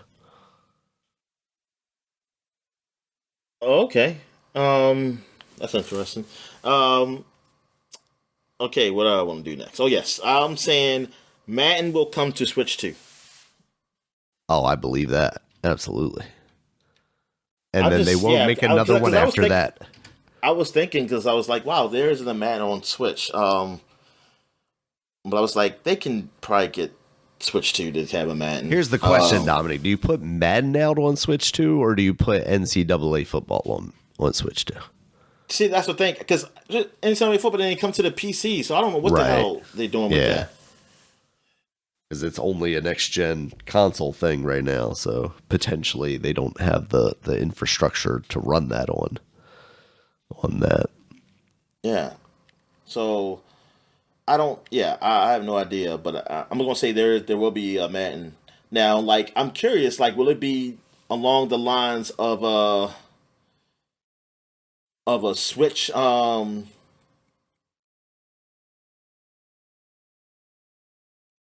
of a like how NBA 2K does Switch. I don't know how NBA 2K does Switch. Is it that's just a different game, or they somehow just made it look made it run? I think it's just the last generation's versions of that game for the past 10 years or whatever. And with Madden, what would they do for the Switch 2? Would that be powerful enough that they can just kind of down res what they currently have? Do they still make an Xbox One version and a PS4 version of Madden? Yeah, they do. Yeah. Then it's going to be that. Okay, it'll be that version. Okay, gotcha. That's what I would see them doing there. Unless they have mouse controls on the Switch too, and then they'll let you use that as well.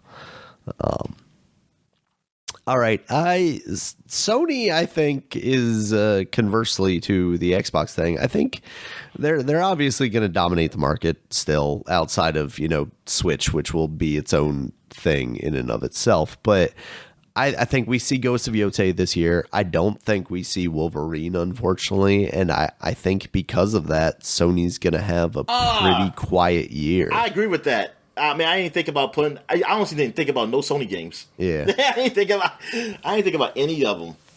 And that's the thing. I don't know that there are any to think about right now, but I think that it's going to stay that way too. I think, we might get a game here or there, but I don't think we're going to get the third party. Yeah, the third party is going to be their biggest game. Yeah, absolutely. Yeah. All right. Well, it's going to be impossible for Intergalactic and Roll Tide to be good because they got women. They didn't put a date on Intergalactic, right? I don't think they did. Because I guess theoretically that could come out this year, but I just don't see it. Because, what has Naughty Dog put out since Last of Us 2? Just more Last of Us, right? Yeah. So, theoretically, they've been working on this game for a while. So it should come out this year. Should.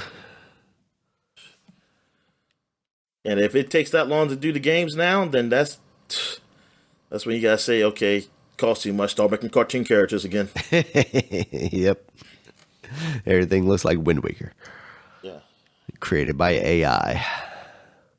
All right, what else you got, Dominic? I got Wolf Among Us 2 will come out either in the summer or fall. Or if it don't, it's not coming out at all. It's canceled. Oh no. And I'm saying when so it does this come year out, or nothing, huh? Yeah. And I'm saying when it does come out, staff will be let go at this release. That's too real, Dominic. That's too real.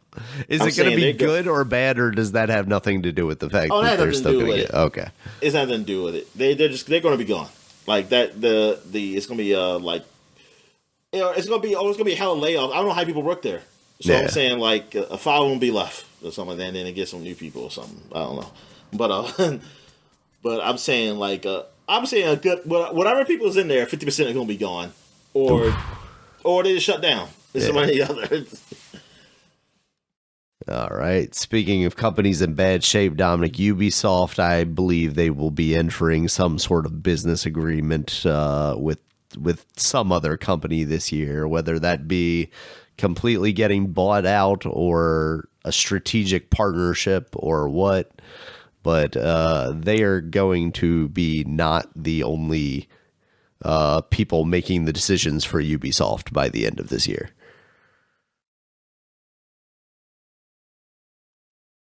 So you're saying you think they're going to be bought out, right? Or they come to some 50-50 agreement or 49-51, I hope they don't get bought out. Yeah. I hope they won't get bought out outright. They'll still be Ubisoft, but it'll be Tencent is, or the Saudi Arabian government is now the majority owner of Ubisoft. That's probably the best case scenario for me, Saudi Arabia, because Tencent, I think it's going to be something where we can't get stuff from China, and then we can't. We'll be able to get some Ubisoft games. There are tariffs on Ubisoft games now. Yeah. All right, so I got because I changed my Switch thing because I said Switch to the price too, but I didn't realize the current Switch was $350. Yeah.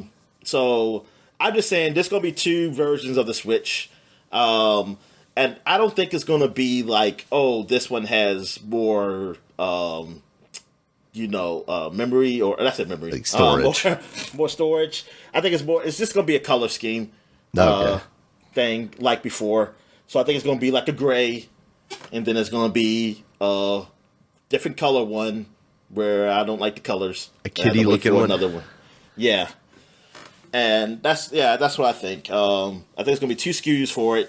And I mean, I'll say the Switch. Switch is $400. I mean, I was really just thinking it'll be the same price, at $350, because I just think that they don't. Yeah, they get their beak wet from the games. They don't need to bend us over the couch for the I mean, console. they don't need to, but yeah, I was going to say 350. I put it this: if it's 400, I just don't care about having one personally. Like 350, I could think about it. I was like, I think about it. But the 400, that's where I'm just all in on gaming handheld. Yeah, because how much is a Steam Deck base right now? Let's see, $399 for the LCD. Okay, that's a little more. But the LCD is $399. Yeah, I thought the OLED one was that price. That's what I thought. But that must be like how many storage? How much storage is that? That's $256 for $399, $512 for the OLED, and that's $550, which I did not realize it was. I thought that was cheaper. Yeah, I thought it was too. That's a little surprising. So I jokingly mentioned tariffs. Do you think they're gonna have an effect on the Switch 2 price? The chair? Oh, I don't know. I mean, if it does, I mean, I hope not. I mean, I have no idea, honestly. I have no idea. Yeah, I wonder how that. I can't help but wonder how much of like Nintendo's waiting to announce things has to do with, waiting out the inauguration and seeing what gets put in place like immediately. Yeah, because like seemingly these things are getting produced, and all the talk was they're trying to avoid like scalpers, ruining things by just having so many that they'll just be available to everyone. Which surprisingly, if that's actually true, like how are we not seeing even more leaks than we're already seeing? Or are they just like throwing people off the roofs of plants every time they like touch one without gloves or something like that? Yeah. So back to me then. Yeah. All right. A new original game will be announced from Double Fine. I think it's about time, Dominic. Yeah. I mean, I think so too, Dan. Because I'm like, damn, what's these guys doing? It also feels like they feel like a company that would announce and release in the same year. I'm not necessarily ready to commit to that, but Nintendo that would absolutely do them. So we can don't do them. You the hell out of there. Don't do them. But yeah, I could see that game coming out, and that would obviously add to the Xbox's big release slate this year. And it's going to probably most likely come out on all other systems too. Yeah. That means there'll be no Double Fine exclusive game. Oh, that game is coming out on the Nintendo Switch too. No, I'm saying that's ever since they got them, they haven't got an exclusive. Yeah, no, and they shouldn't. I mean, honestly. I mean, no, they shouldn't now. But it's just that it's like you realize how big it was that they got them. It didn't even matter. Yeah. It mattered for them. I think that was a bigger win for Double Fine than it was for Xbox, honestly, because I think that put them in a relatively stable position. I say this, and that's true. 2 months from now, we're going to hear about how Xbox is shuttering Double Fine or something like that. What would Double Fine would be doing right now if they weren't? Yeah, didn't have that. We're talking about a studio that was getting crowdfunding like before everybody was doing crowdfunding. So we'll see what that game is, hopefully. All right, what do you got, Dominic? This is my last one. I'm saying there will be DS games coming to the Nintendo, like in the virtual kind of, well, not virtual, whatever they call that shit. Yeah. For the Nintendo Switch Online. Yeah, online. They will have DS games now. Let me ask you, how do they do that? Is that they're going to be able to do some sort of casting thing like people have speculated with this, where your TV will be your upper screen and your bottom screen? Oh, fuck no. I ain't think about that. I just think it's going to just all be on the home. I don't think, hell no. Like the Castlevania collection, where it's like they've just got two screens on here. You see both of them. Yeah. And, okay. I still wish, if they do that, and I hope they do that, I really hope they let you turn that thing sideways. Yeah. Yeah. That's what I hope too.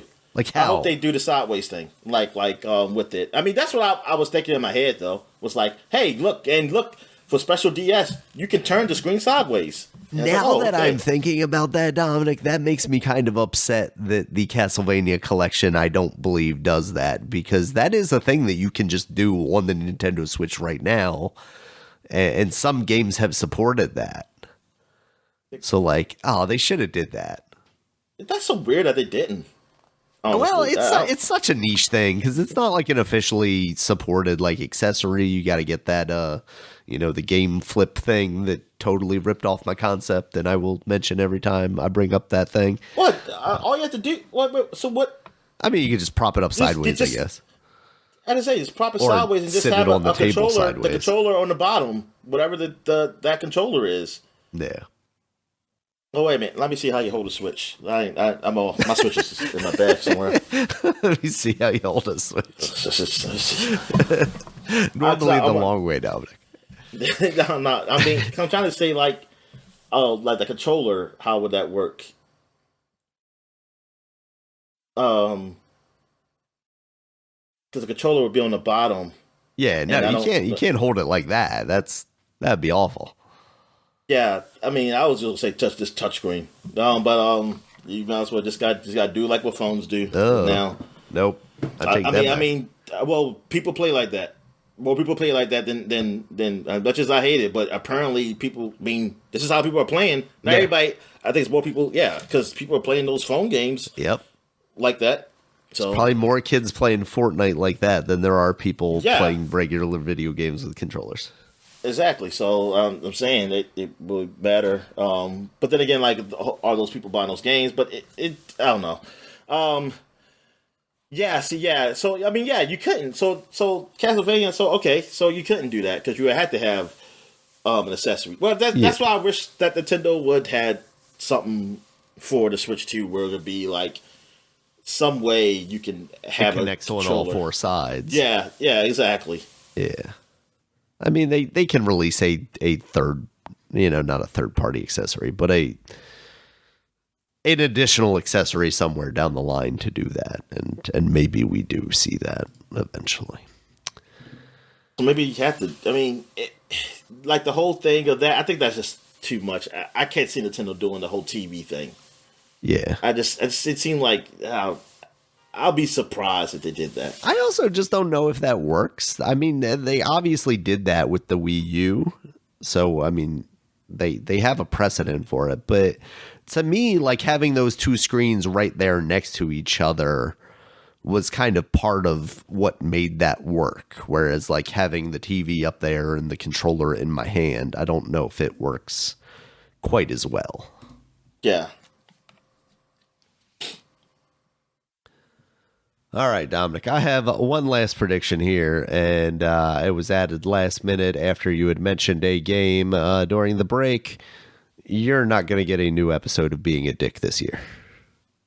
It's going to go a whole calendar year, no new episode. That's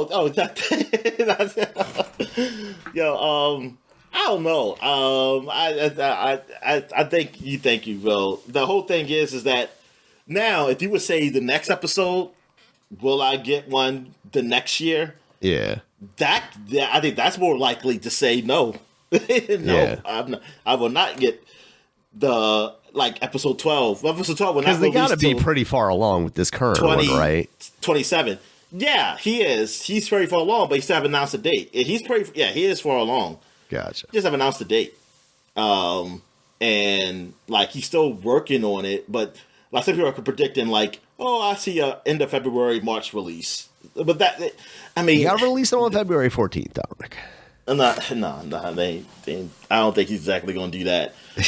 But it was working out though. It was working out with these holidays because this is like the Christmas episode technically, and the Thanksgiving one came out after Thanksgiving, but still it was it's close enough. Yeah. And I was hopefully, hey, the guy who was working on that game, he's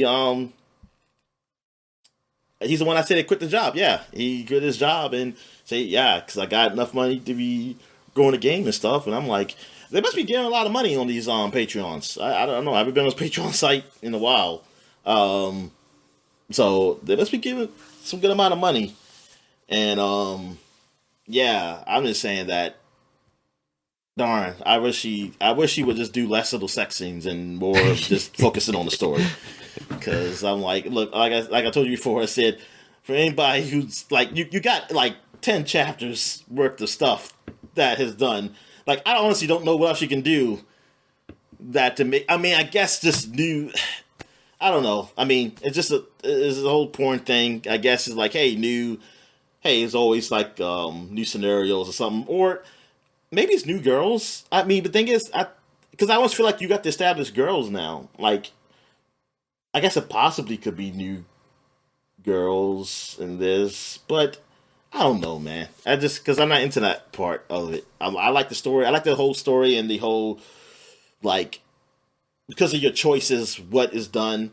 Like, I think he did a good job with that for this guy just making this game basically, and really a world where like you don't have to do this in this world of like adult games. So adult games is really like, hey, show girls with big boobies and show them having sex, and that's and attach a weird puzzle game to it. Yeah, he went really full on like, oh, I'm gonna make actually an actual decent story here. I mean, you're gonna make a good story that you actually would care about characters, which is that's a funny thing.